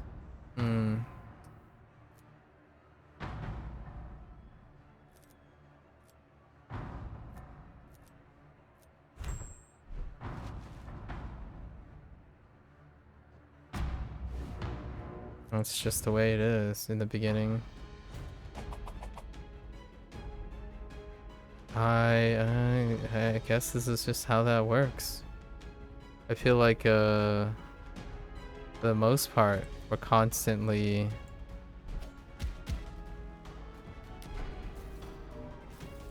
and weakness. I'm starting over again.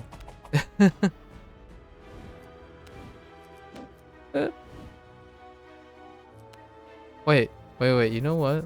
Hold up. I wanna see something. Let's start one. Let's say let's start Yip, right? I see. Yip. So they start at a danger level 1. Yeah. So they start at danger level 1. And Fred starts at danger level 2. I'm like, interesting. Yeah, so Fred starts at a higher danger level.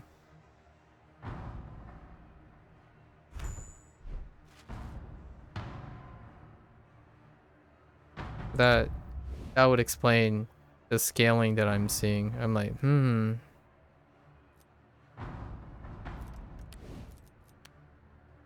Interesting. Interesting choice.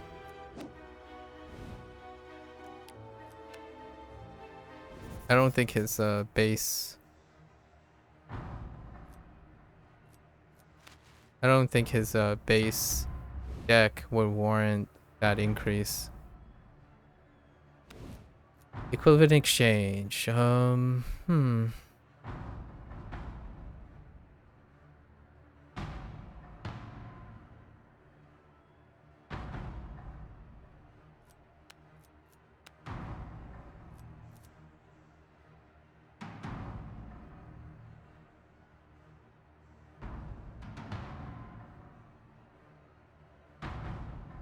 Oh.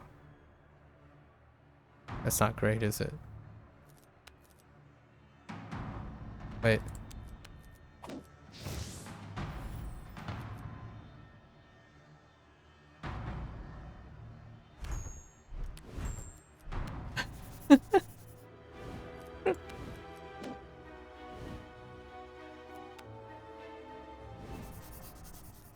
Okay.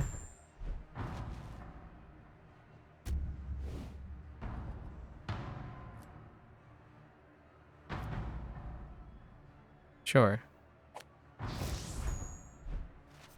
All right. That's good. Donate shards. For water? No. Am I gonna get...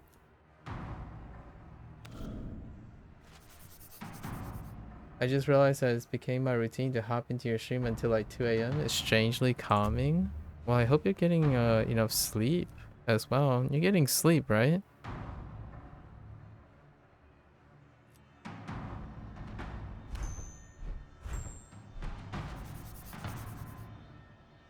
That water block thing is gonna be annoying. Hopefully you're getting some sleep as well. You're getting sleep more than 8 hours? Excellent. Excellent. You're also having time for your studies, yes? Yes, yes.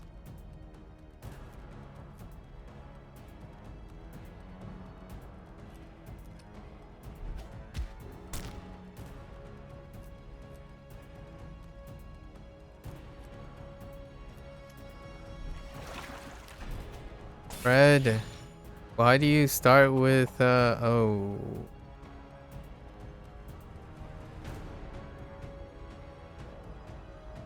Okay. Guess that's above.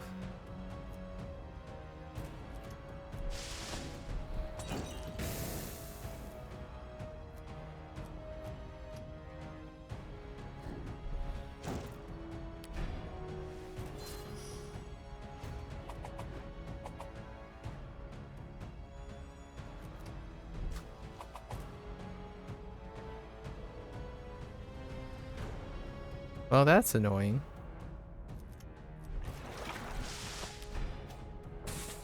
My life is wake up, go out, study, sleep. Okay. Because your school hasn't started yet? Oh, when does school start for you?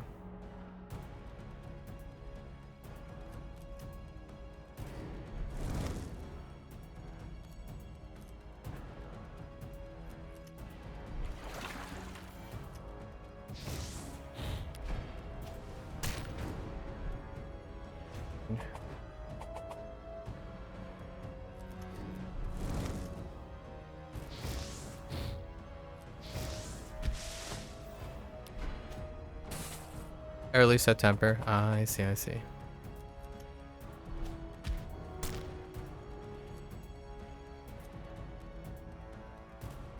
Hmm. Oh, wait. Okay. Oh boy, Fred. Fred, listen, Fred. I'm gonna need you to get something very, very nice right now. That's not very nice.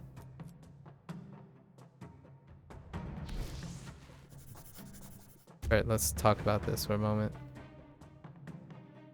50-50. Okay. Alright. We got the 50-50.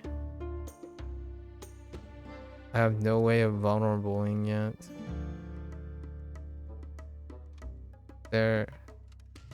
That blessing can help. Four battles. I think that's worth a blessing right now. Yeah. Fred needs help. The curve is so high on Fred.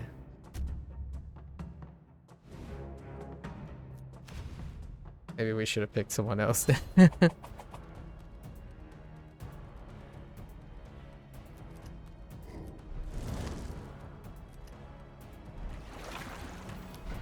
do counters.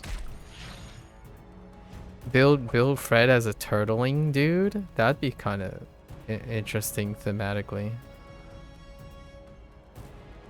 Build Fred as a turtler. Dang it.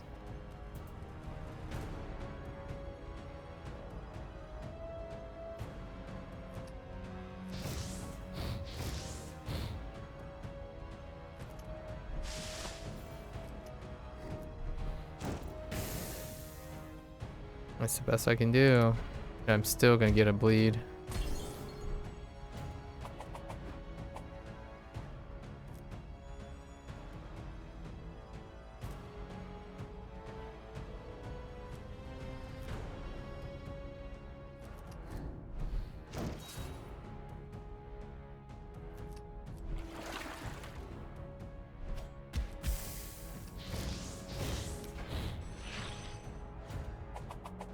I'm gonna need you to step up, Fred.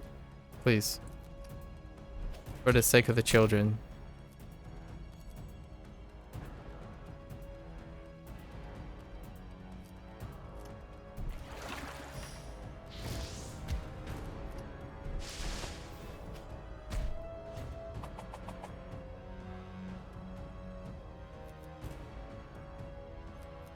I'm going to stop using that for the energy to... Okay. For the sake of children.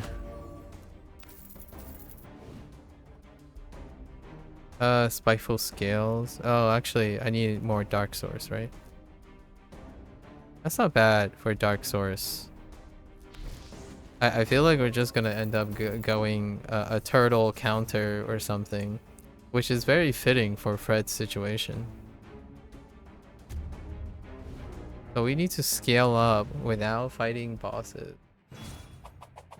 I don't know how I feel about that.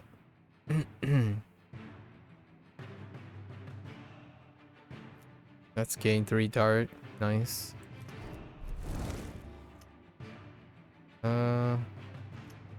Well... Yeah.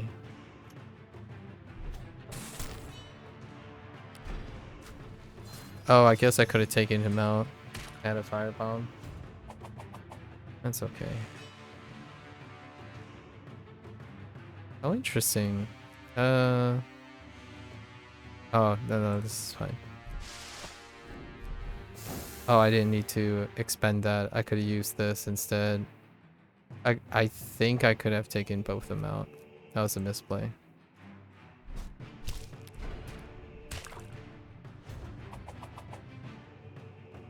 Kyo wa steaki wa datta. Maybe. I actually don't know the plain form past tense. But I can today you ate steak. That's kind of nice. Yeah. I only know the formal form. So in past tense. So tabemashita works too.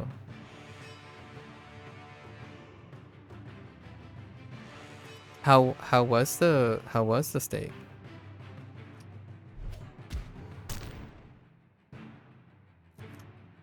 Let's try to be greedy here. Yes. So we can get rid of our wounds.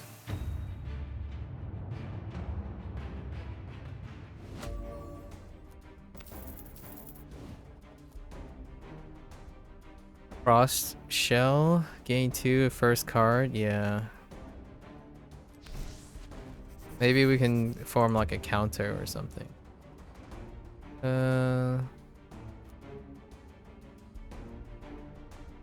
Oh, gain a lot of gold? Or, ooh, extra options. Oh, but that's disgusting. Alright, I'll take the hit 2 HP for the gold. Things are escalating so quickly. Holy heck. Fred, speak to me. What are we gonna do with you?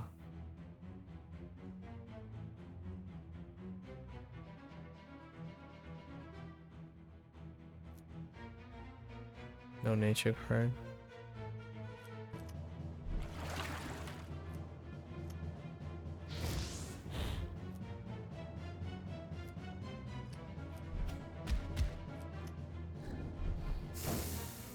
Oh wait, I didn't eat that, huh?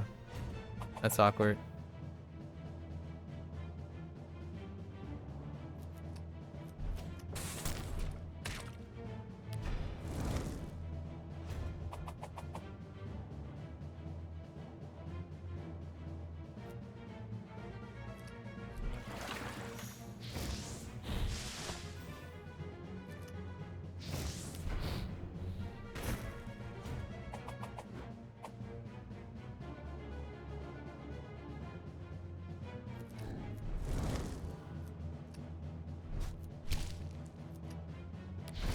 Okay, Fred. I guess the thought behind read is that his deck has great synergy from the start. So you can kind of make a rationale for, oh hey, like because of the extra energy, like extra synergy, how fine-tuned it is. It's already quite an ideal deck. You would start the level tracker up, but it could be thematic as well. Fiery boost. Oh man, I just have too many defense. Actually, this isn't too bad. Increase this card's damage by 2 this combat. Intriguing. So we have scalability with that. And then we can build a skill around it. This does give me a dark source though. Interesting. Magma pocket. That's actually new. Alright, this is gonna advance us. What? A tail. May I sacrifice? I think we can sacrifice Thorn Spike. Oh, maybe a defense card. I need a very particular fire spell, and I'm looking for it. Or shards. I think we can dump shards. Too bland. What is it though? Endurance? Not too hot. Right, we do got monies. Yikes, more defense. Yikes, even more defense. Oh. But the blessings are kind of okay. So we're kind of pretty strapped now, right? Because like I don't... We've already advanced the level. Danger level. So that's going to be kind of tough. How many sources of non-elemental? I think we're going to take this. To bolster... We're going to take this. Just to survive this lift up. Let's refuse and combat. Sirloin steak is... Oh, sirloin steak. I don't know what those mean. Something expensive, maybe.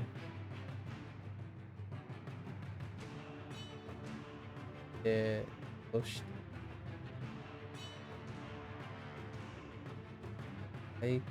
Oh, that's how you... Oh. Daikyo. Alright. Daikyo da... What does a soshite mean? I know what Saikyo means. Okay, that's cool. Those combinations. And then oishii desu. Got it.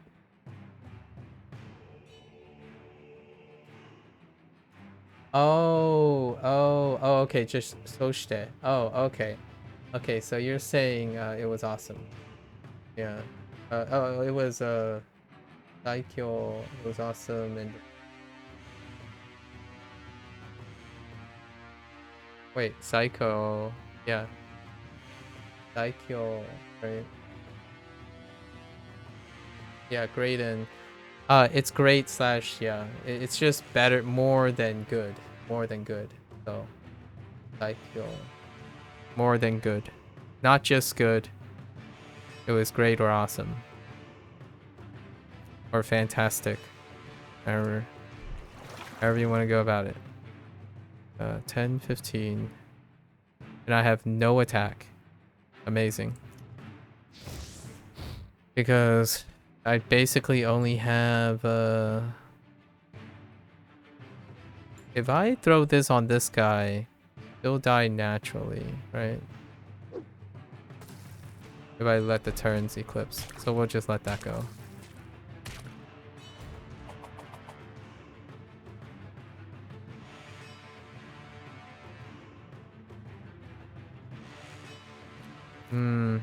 I think I can take this guy out too.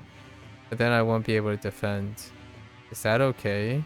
With weakness? No. Not okay. Not okay. Oh no. But that was fire defense anyways. So dang it. Wait, actually.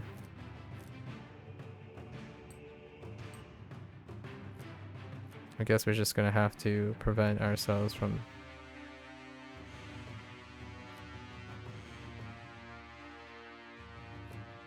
Yeah, we're just gonna have to prevent ourselves from taking more damage.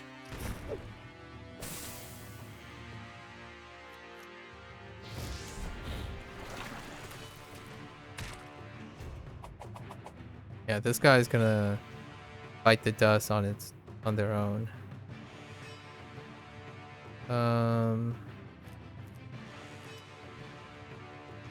Not taking damage. Oh, that's fire source. Ugh. 6. That sucks. I think we're just gonna pass. Of course, weakness happens anyways. Alright.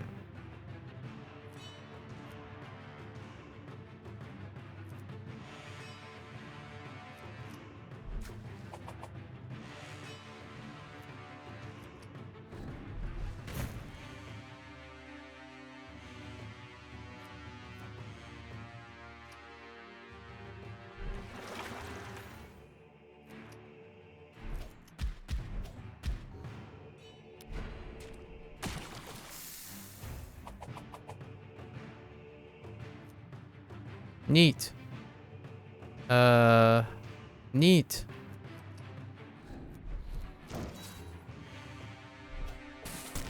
Okay. I need moderate.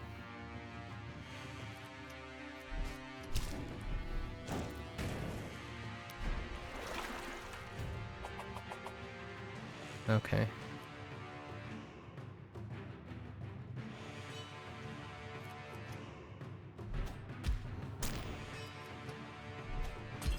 Alright. I was like, meh. I misplayed. Cost me 2 items.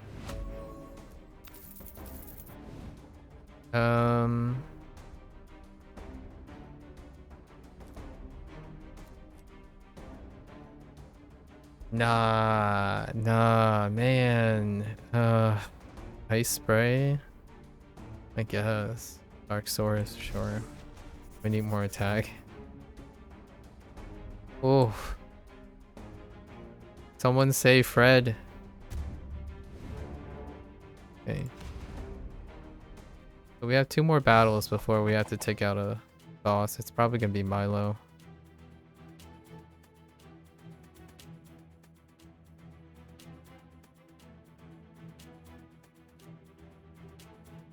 Because I have 3 endurance.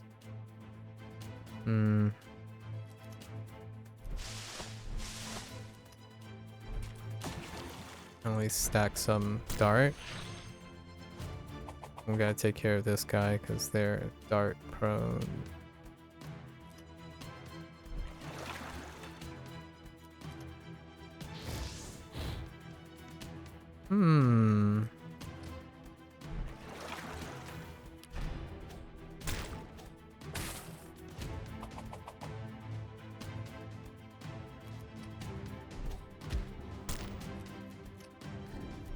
Magma Pocket is amazing as a skill. It's a shame I don't have anything. Oh, we have a lot of Dark Source, so that's fine. Fine and dandy and all.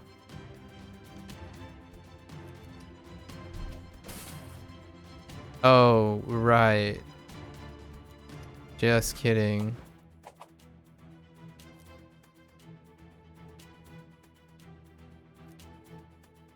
Oh man. I've messed this up so badly.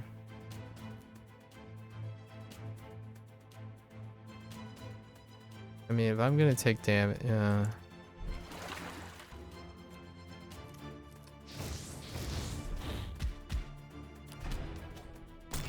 Oh.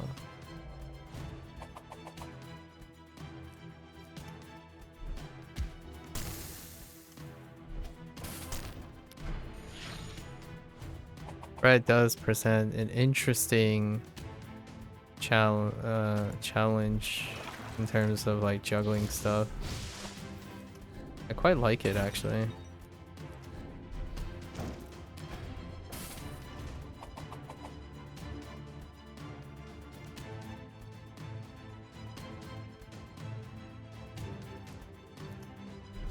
I like Fred's thing.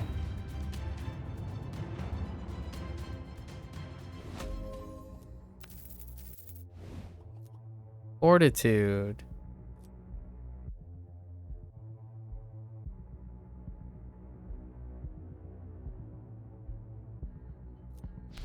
Sure. It's kind of hard to play. However, I could see it coming into play. 50-50. Monster and some cash.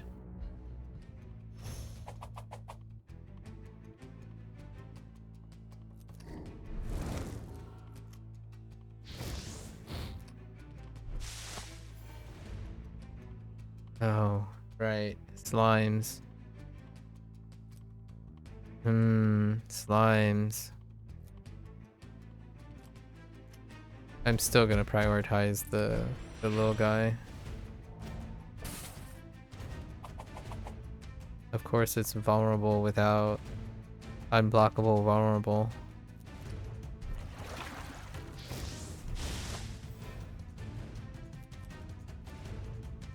It's gonna end up boosting the other two. That's just gonna be the way it is, right? Or I can load it onto this guy and wait for a more auspicious time. Yeah.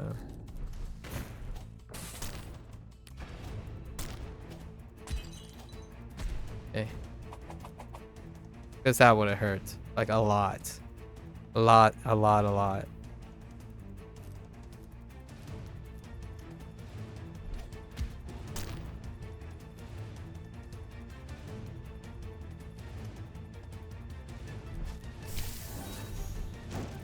Okay.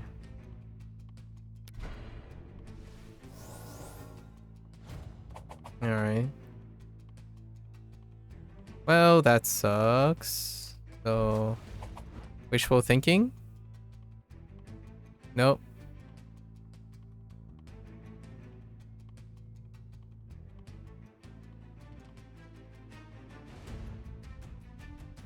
Boy, I would love to have those, you know, those like items that I used the other time.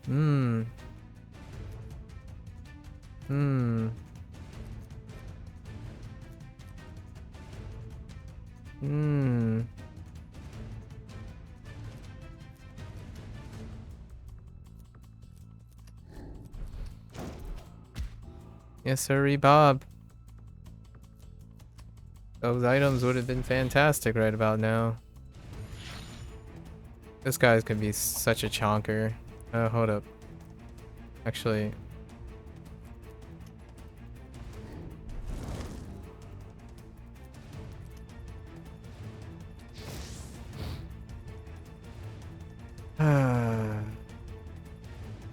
If this is weakness, we're kind of boned, right?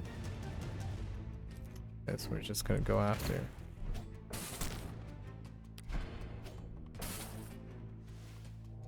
Vulnerable. Vulnerable. Okay. It's not as bad as weakness. How much do I have? Okay.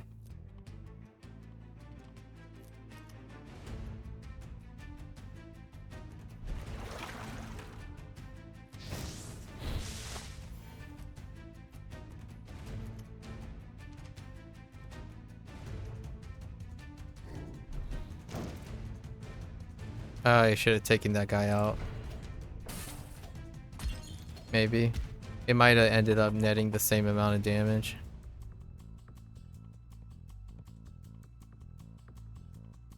Now I have to take the guy out. How much does that boost the other two?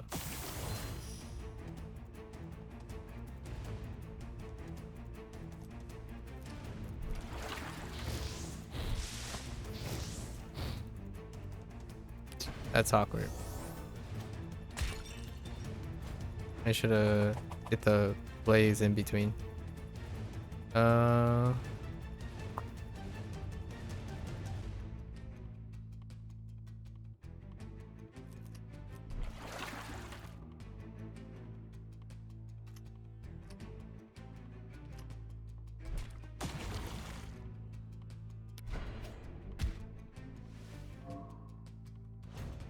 Second weakness. What is this? Okay. Well,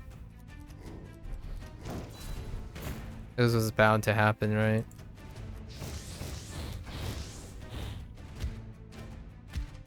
Or Fred.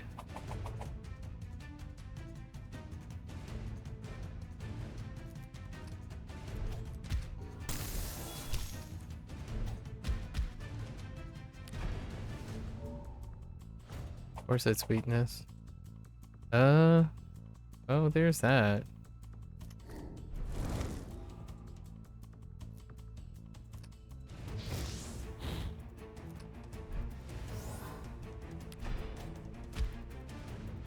Oh, maybe he has exclusive cards or something, you know? Something that offsets how pep he is in the beginning.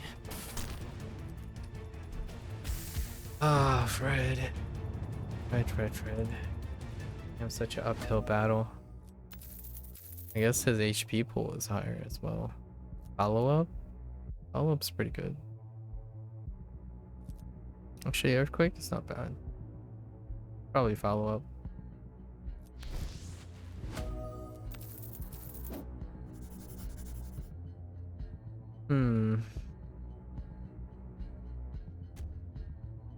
This is the last turn, so we have to decide who are we taking out. We're probably taking out that Reaper guy.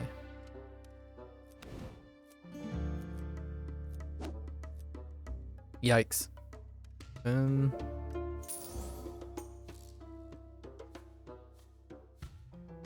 Maybe whatever bonuses I can get. Yeah, I didn't clear to Milo, so let's take this guy out. I'm gonna get weakness wounds all over the place probably.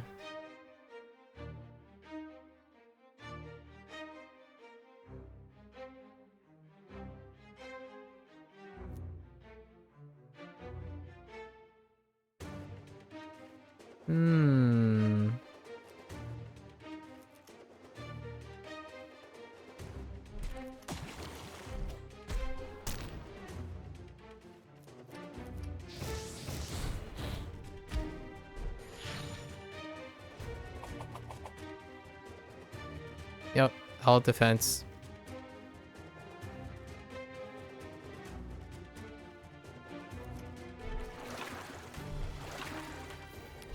With no wounds.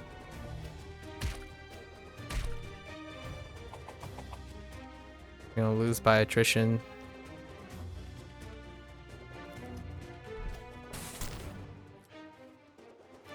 Wait, is this? Oh, it's discard pile.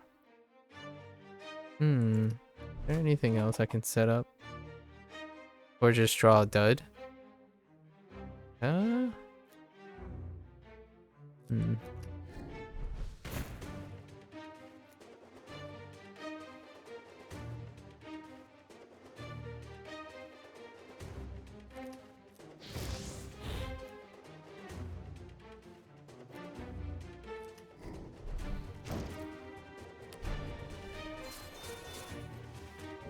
More weakness. Oh, wait.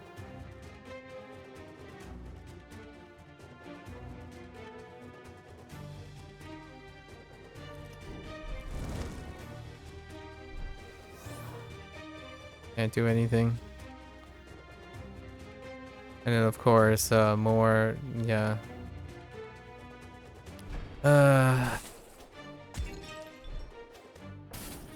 I think Fred's starting level danger. Danger level is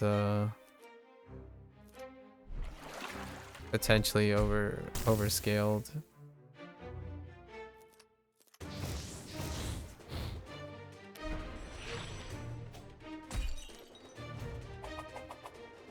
Okay.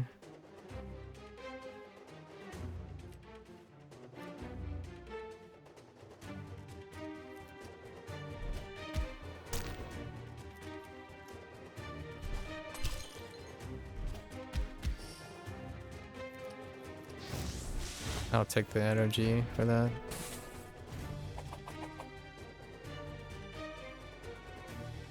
No.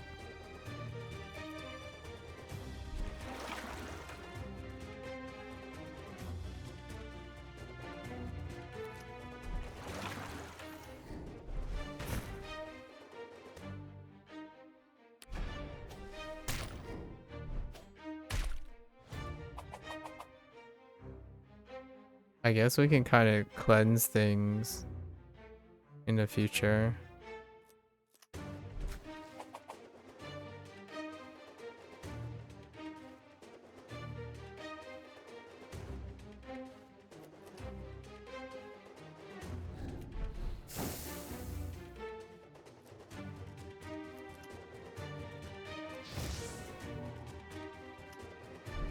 Like that.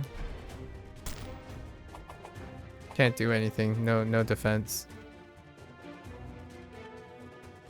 So I might as well use this too.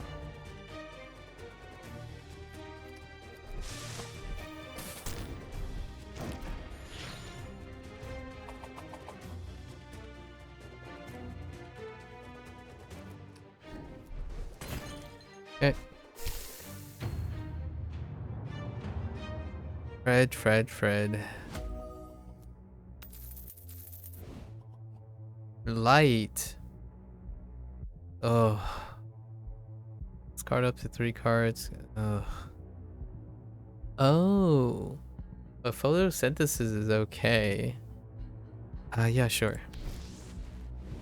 To offset the high defense.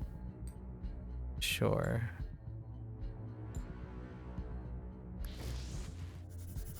Maybe Fred is a counter dude. Huh. Starting to think.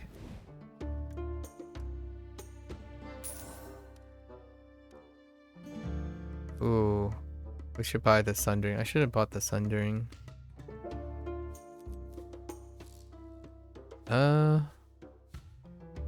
Sundering's good. I'm gonna buy both of these. It's looking very unhealthy. We're gonna get down here to this dude. No fire body, please. No elemental. Okay. Alright.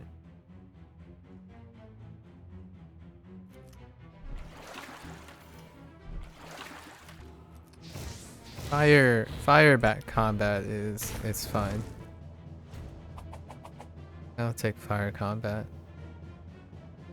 Ooh. Eee.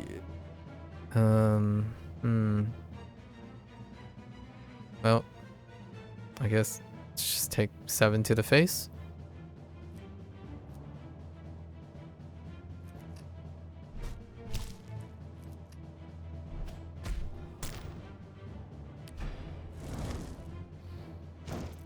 Imagine having half the deck being defensive and you still couldn't get one.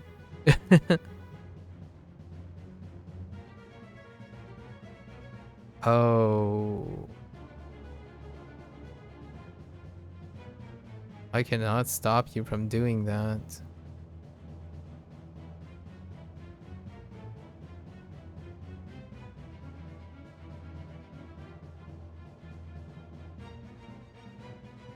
I kind of want to leave room for defense though.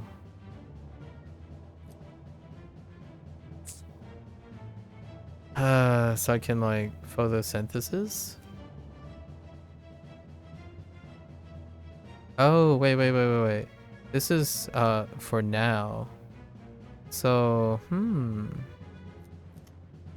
let's do this.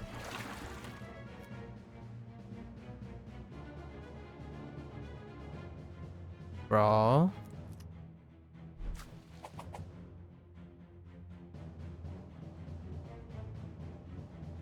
That's awkward.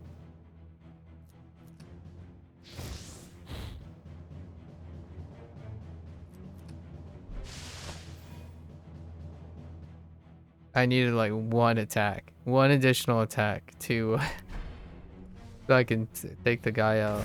And now We're back to we pedaled backwards.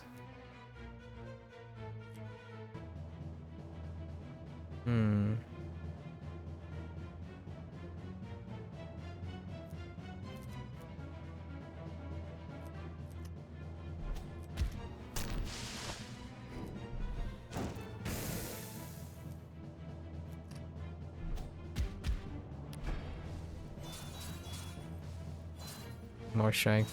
More strength. Oh my goodness.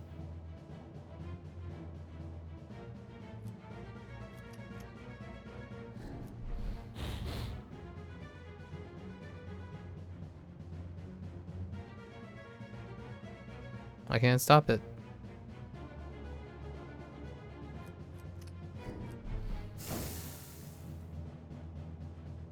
Wow. Amazing.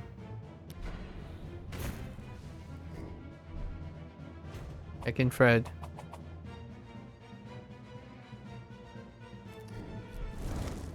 Still can't stop it. Still gonna take damage. Dude, Fred. I can't emphasize how bad Fred is right now. Okay. Take the energy. Any damage at this point is like, no. Can't take this guy out. If I don't take this guy out, it's over.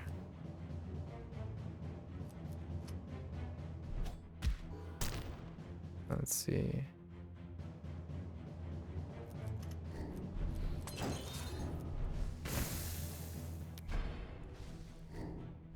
Of course. I mean, that one's okay.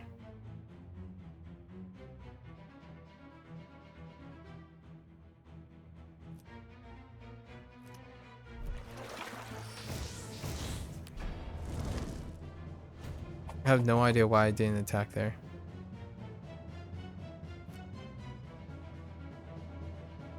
I legitimately have no idea why I didn't attack there.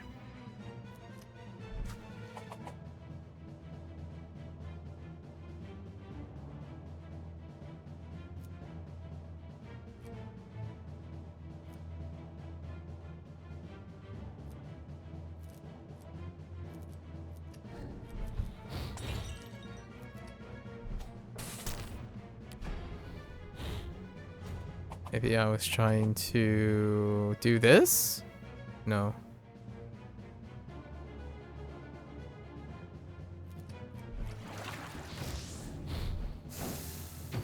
Then help. No money, no health. Enemy starts by outscaling you first.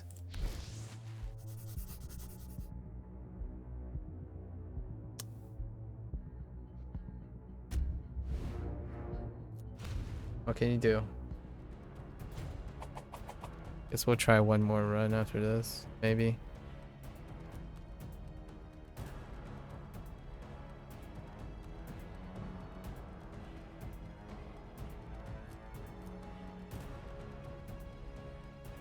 Vulnerable.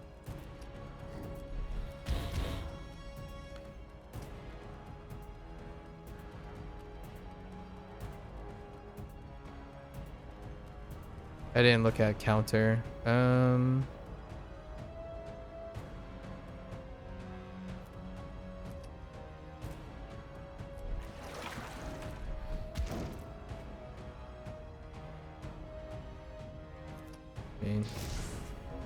This is GG already anyways.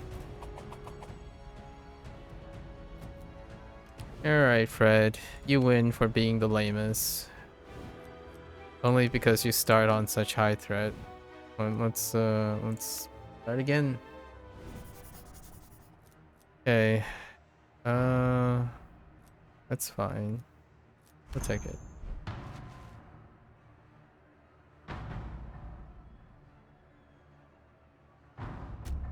I think he's just stuck on the same path too.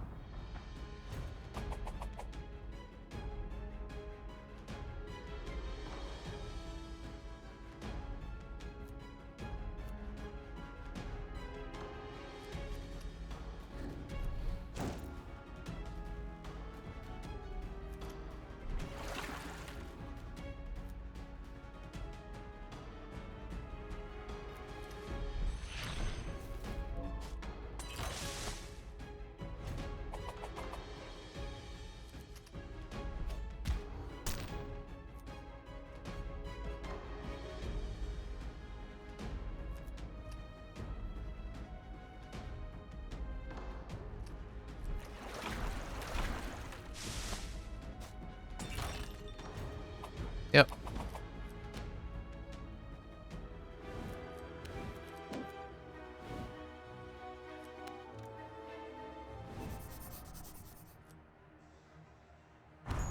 I might actually turn down the scaling for Fred. We're not gonna play Fred again.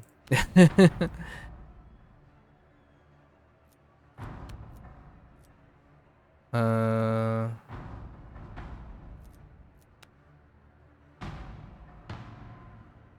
like, for a while, I don't think we're gonna play Fred. There's too much mulliganing.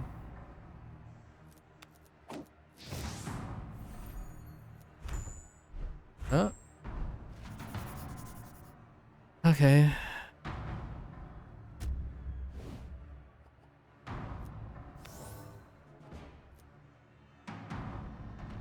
Alright, with 3 vulnerable. I mean, that kind of sucks.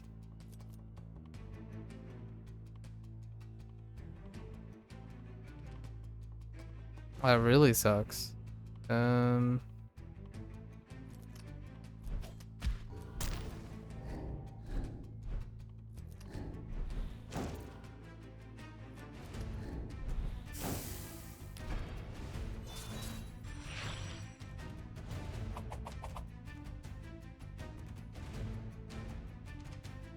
Like, you don't have to. The enemies don't have to defeat Fred. Fred just defeats himself.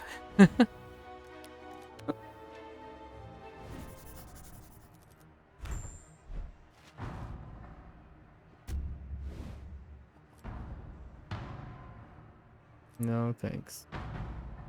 No thanks. No thanks.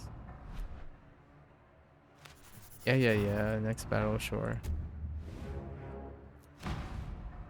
I don't think I would take any different approach. Not yet. I don't see any obvious or something that's reasonable.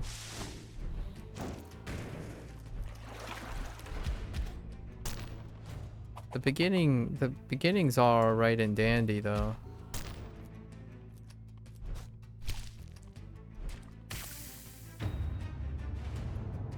So just keep re-rolling until that's very unengaging.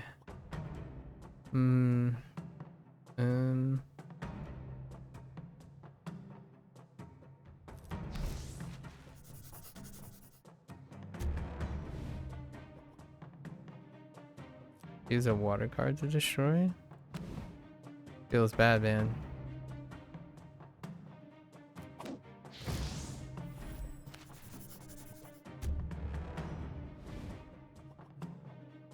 Add a random. That's not good.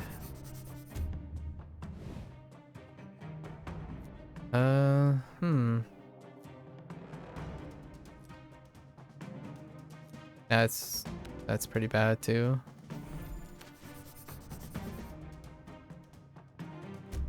You can pretty much determine it from the first couple.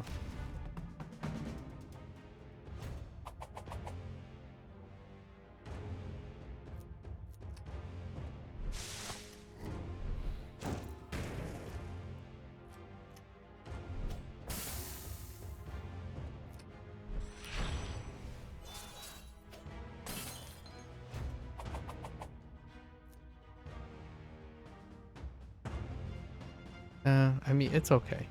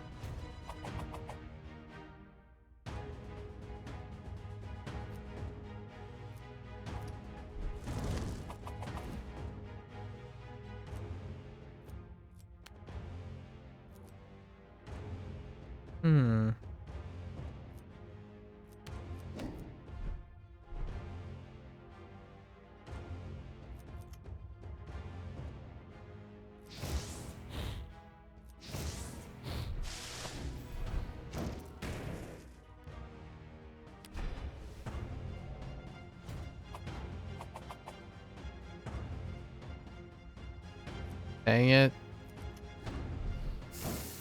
That was off. Went off. Eh.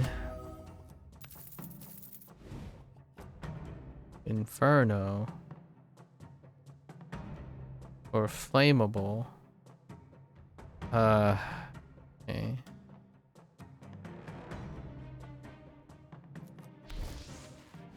Probably flammable. This is promising.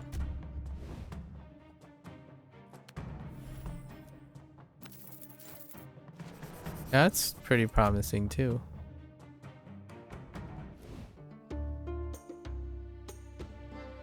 Fire. That's kind of promising. No gold at the moment. Also not expecting gold as well.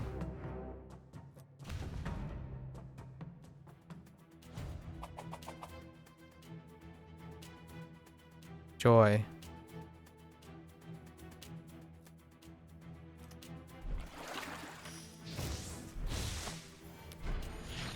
For the bonuses.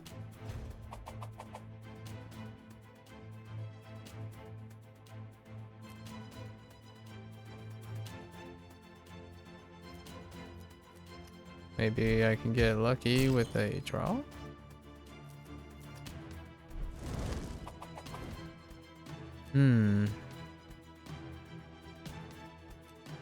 I have 3.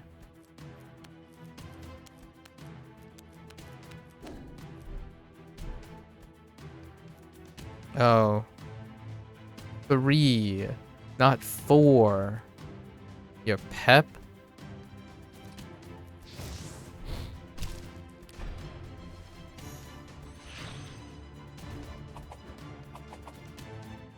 Yeah, heckin' pep.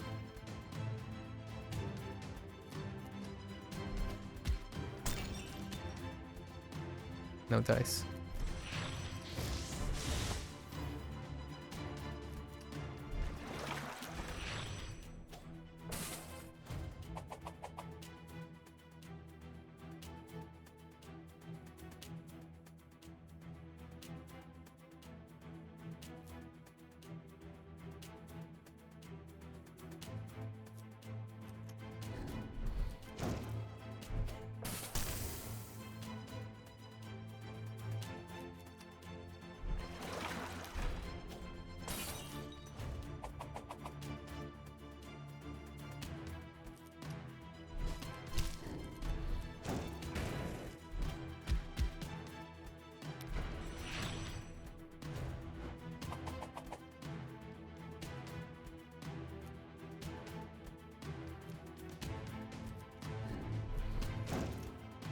Oh.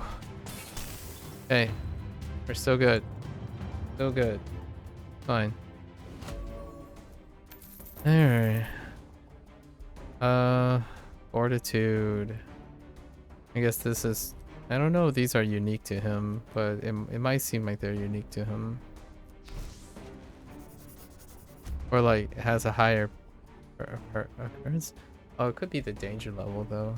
That creates...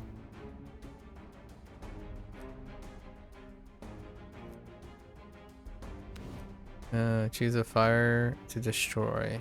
Feels bad, man. Hey Maku, your channel got recommended to me last night because of your Japanese Duolingo journey. How do you feel about your about my Japanese course since you are over 180 days now? It keeps giving. Recently we had a change in pace. If you were following along, perhaps. Duolingo, the Duolingo course, when you get to section 3, unit 35, after you get to unit 35 in section 3, it switches over to introducing kanji, largely kanji over and over again. So after 180 days, it's like about 15 days ago. So the pace has changed differently now. It spends like the first 150 days or so very, very modestly introducing kanji while emphasizing hirakana and simple sentences. So now the pace has changed. So it's been pretty. If you're talking about feelings, I guess it continues to remain refreshing. Pretty good. How about you? What's your experience with language? Amish. Amish.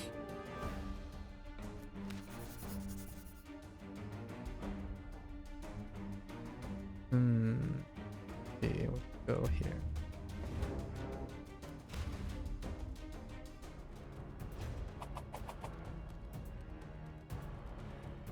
Hmm.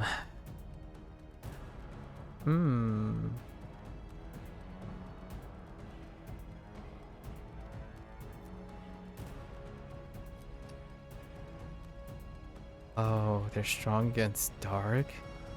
Why? Why you do this?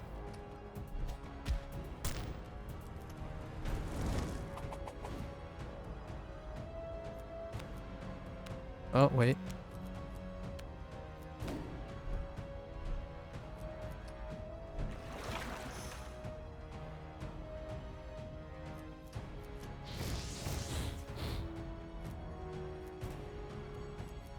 Rip. Oh my goodness. I guess I should have done a double. Oh, there's some more bleed. Alright, there's some more bleed, Fred. You're such an unfortunate soul, Fred.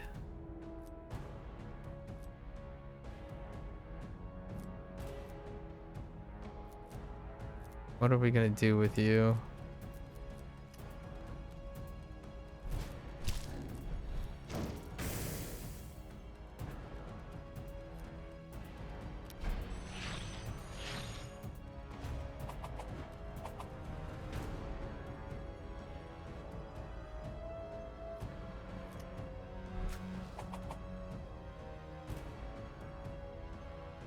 Fred, please.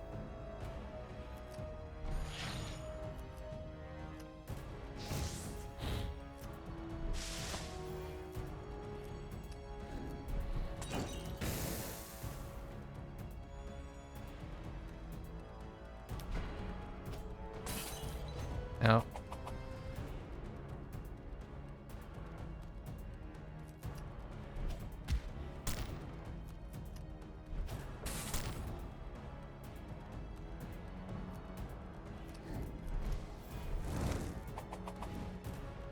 MAKU.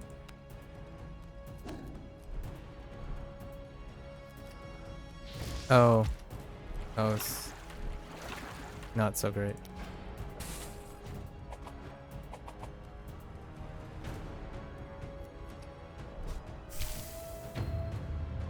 No, it's okay. It definitely could have been worse.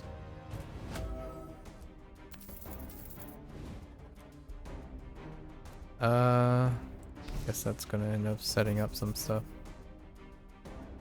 Still got the minus fire damage. Oh. I ramp up. Let's take this, right? Because we don't want to take more damage. I'm gonna keep pushing forward.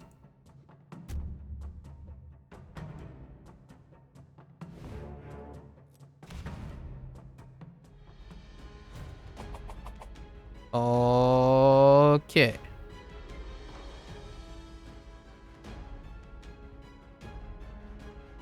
Alright, let's not like mess this up here.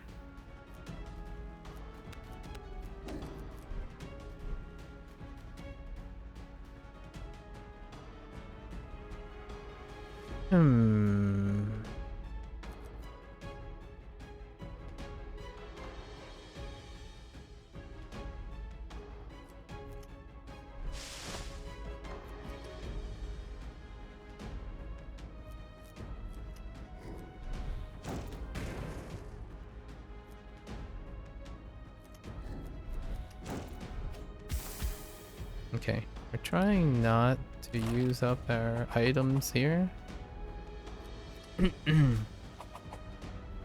Of course.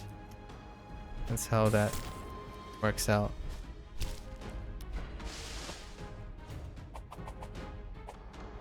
All right. That's pretty good. Clearing out our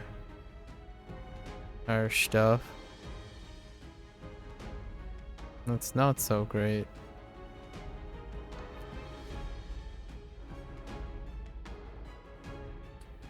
Duolingo I find to be a good at-home or an outside-of-school secondary app for most English native to European languages due to the language being similar. Oh, okay. For Duolingo, also your avatar is kind of grr. I like the avatar. For Duolingo Japanese from 2 years ago, it was awful and not informative by itself. From looking through some of your past streams, the current version looks to be very much better. I think so.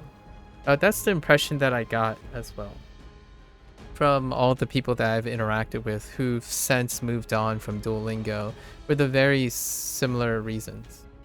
I have some people who stayed with me for a while, and they were before the 2024 update. Yeah, and then since then there's been several updates during my experience with it. So depending on where you how far back you went, there were actually 2 or 3 major changes even after I started with Japanese. And then there were 2 to 3 major changes for the Chinese course as well. That's the impression I got though, from other people as well. That the Japanese course prior to the end, like December 2023 change was left a lot to be desired when specifically regarding Japanese. In terms of the Chinese, I think it's okay. And then they added a specific change that I was already doing out of habit, so it's not necessarily provided by Duolingo. I kind of expect people to do that on their own. Actually, there are a lot of things that I do while using Duolingo that is kind of my default expectation of myself, which I don't necessarily think is a thing that is very representative of the typical Duolingo user. So there is that to consider. Otherwise, it's nice that you find some usefulness, like a way to use Duolingo to leverage what Duolingo can offer you. Instead of, in my opinion, a lot of individuals looking for something that Duolingo does not offer. Right. I do have to emphasize that I'm not saying that Duolingo offers things it cannot offer. Like, for example, sentence construction, complex sentences, inaccessibility to stories way late. And then the thing that I mentioned earlier about Duolingo was that it's an incredibly, probably much longer than most people want before they focus on kanji introduction. You have to get all the way to section 3 unit 30, section 3 unit 35 before they specifically switches over to even the simple sentences. Like all the simple sentences, they actually reset and go back to even simpler sentences, because the goal of all their prompts now is to write it in its complete form without using hiragana in place of kanji. And that is way past a specific point that I would think the average language user would find unreasonable. For myself, not so much. I don't actually have this urgency to want to reach someplace, so ultimately I focus on what you can do with whatever has to offer and then see what happens, right? Which it works out for me, for the most part.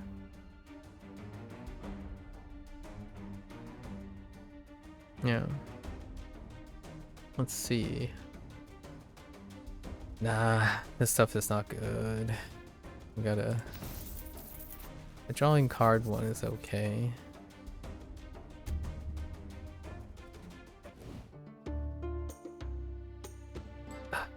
Oh man, I guess you're just constantly buying blessings for Fred, because Fred is cursed. Cursed life, Fred.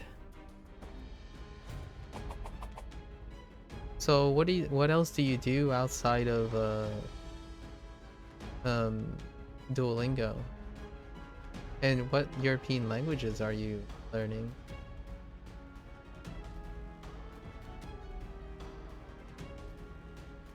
Oh, this sucks. Oh boy. Well now, can't do anything about this.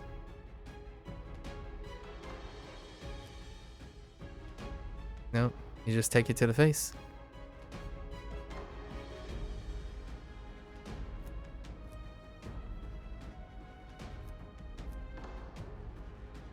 Seven, 20 damage. Not enough.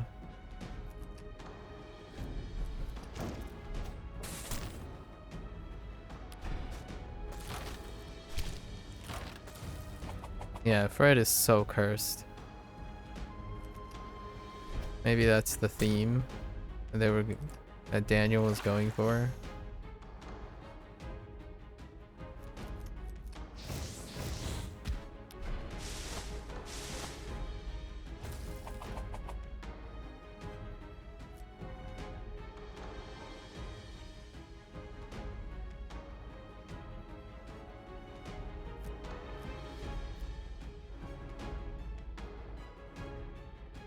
Yeah. Nice GG.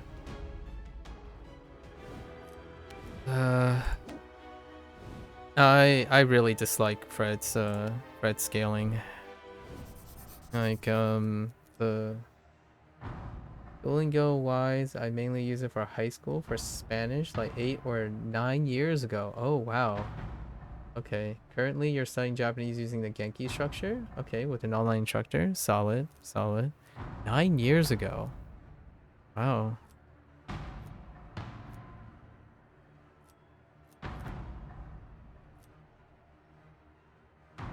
So perhaps you and I have some similar experiences with learning things. Like in terms of like time.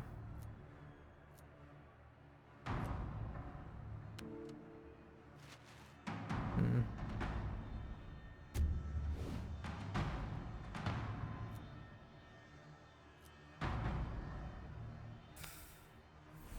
Okay.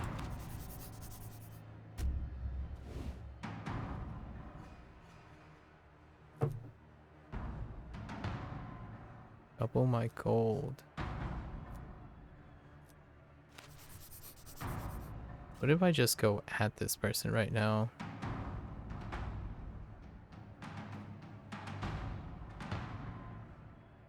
Let's see how much.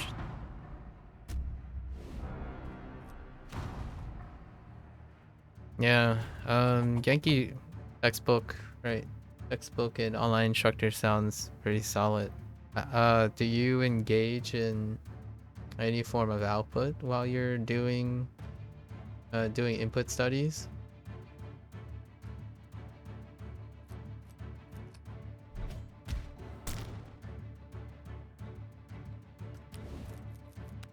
Uh, I think we're gonna probably wrap up for this. Fred having starting at level 2 danger is kind of absurd. Unless you're farming, yeah, see.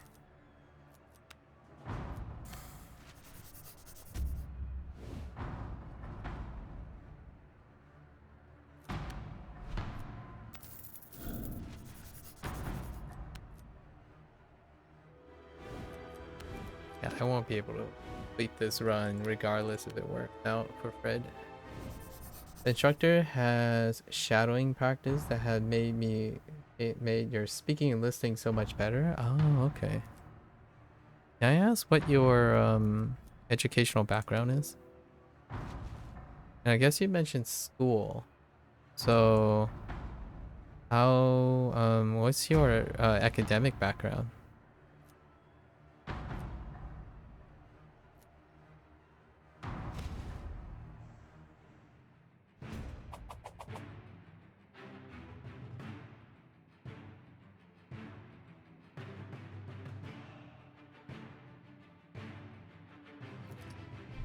Yeah, I think I'm just over Fred.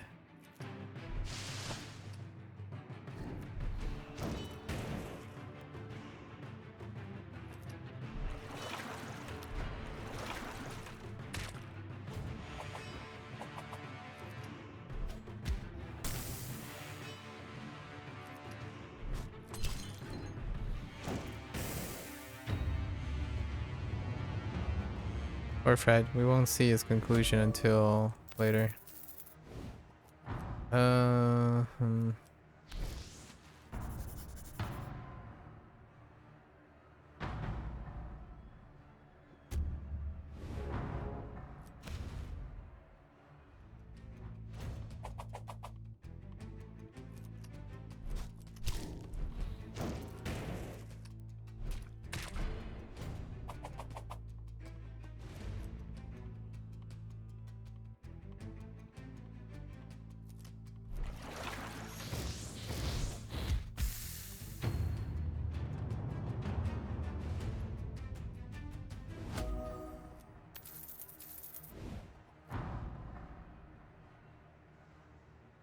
Hmm.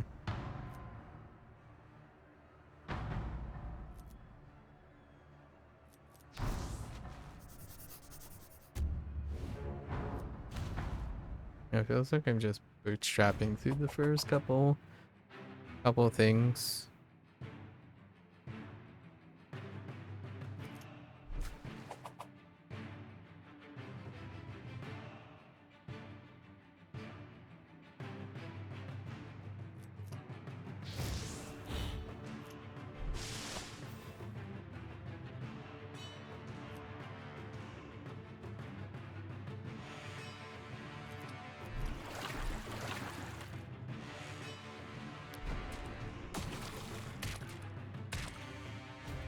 Oh, right, nature.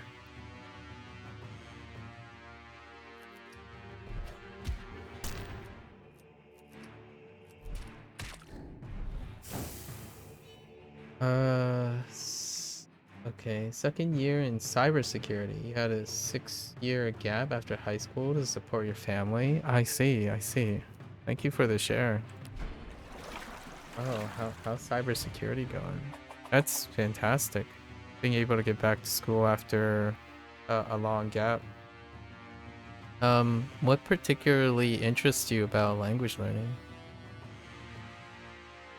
Do your family happen to be also uh multilingual? Academic curiosity, perhaps?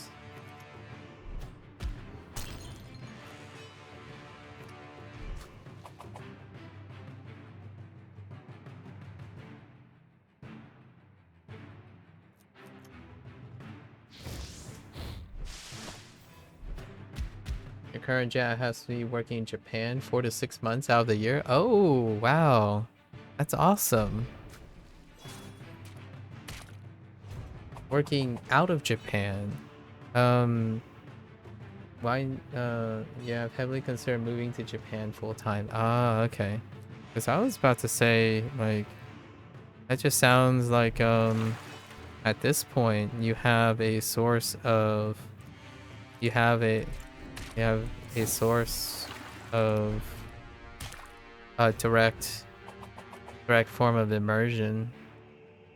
So building an acquaintance over time is very accessible to you.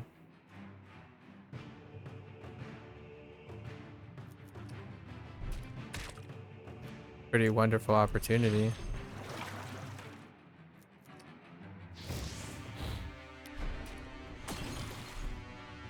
Hello there, Oxtino. Welcome back.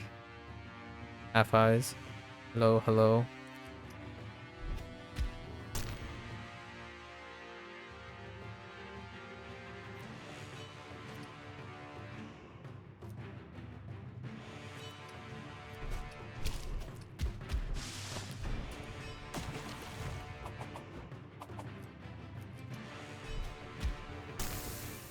I guess it goes without saying, Amish, that I'm from I speak American English and I currently reside and am from the United States.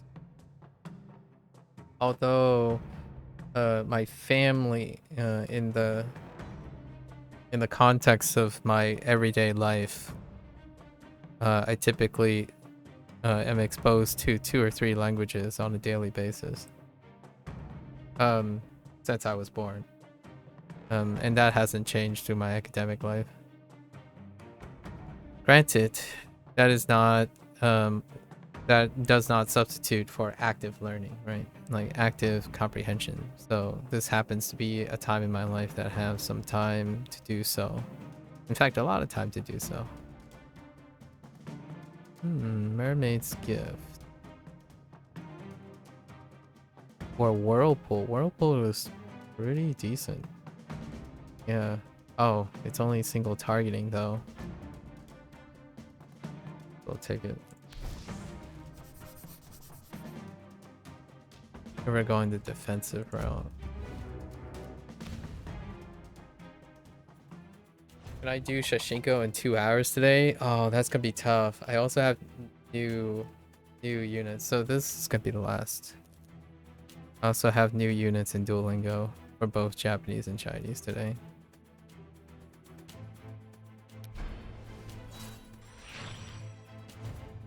I think my one digression took a little long. Yeah, alright, we're giving up. Fred's another day.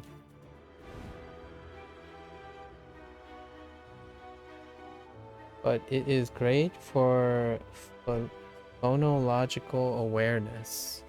Are you talking about Duolingo? Oh, you're talking about the immersion thing, the thing I was talking about. Yes, it is very excellent for phonological awareness. Oxtino. That's largely why I have to mention it as a disclaimer.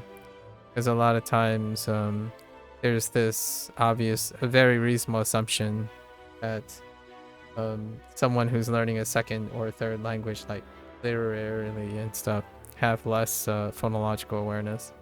That's a great way to place it. I like that tone. I like that term.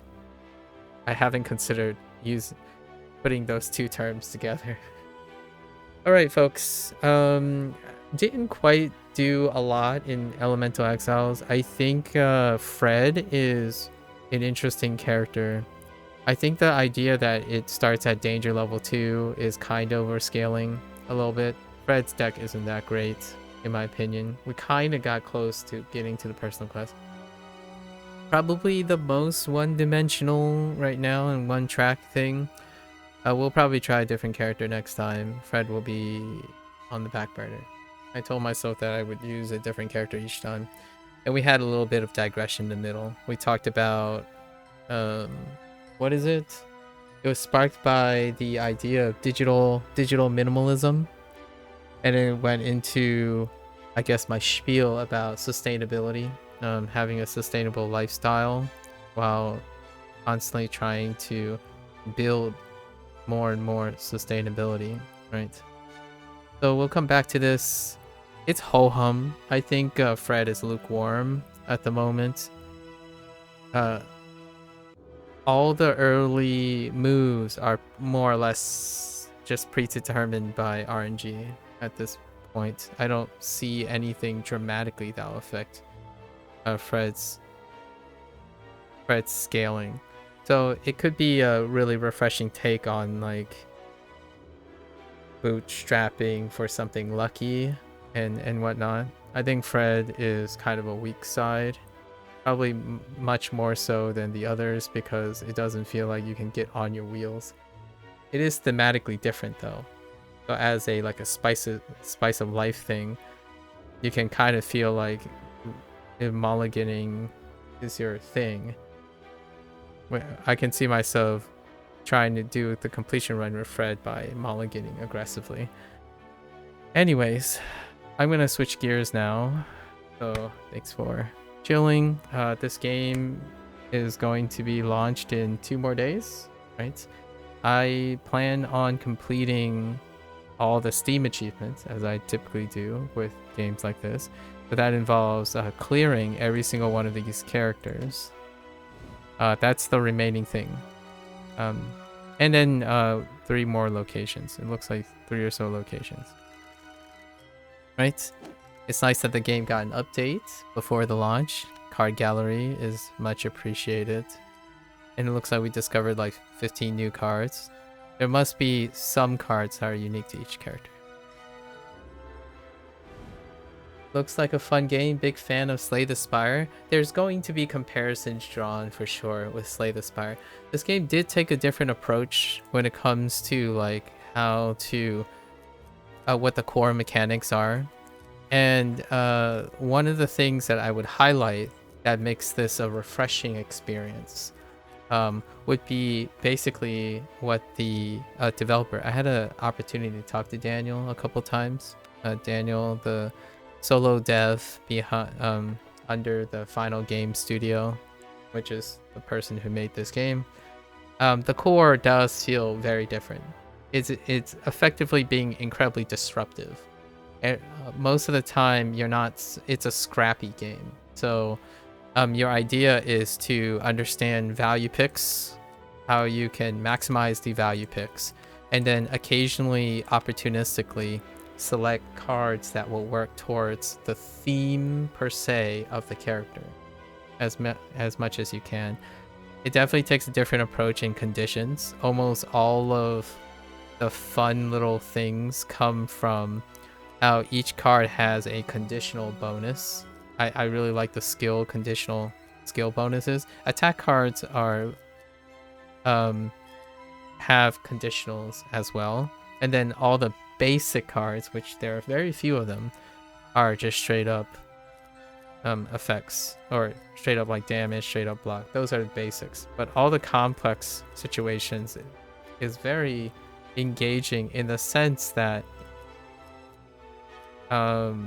you're not aiming for your ideal archetype. So this is more definitely catering more over scrappiness and your awareness of it uses the triangle, which is like nature, fire antis nature, nature antis water, and then to fire.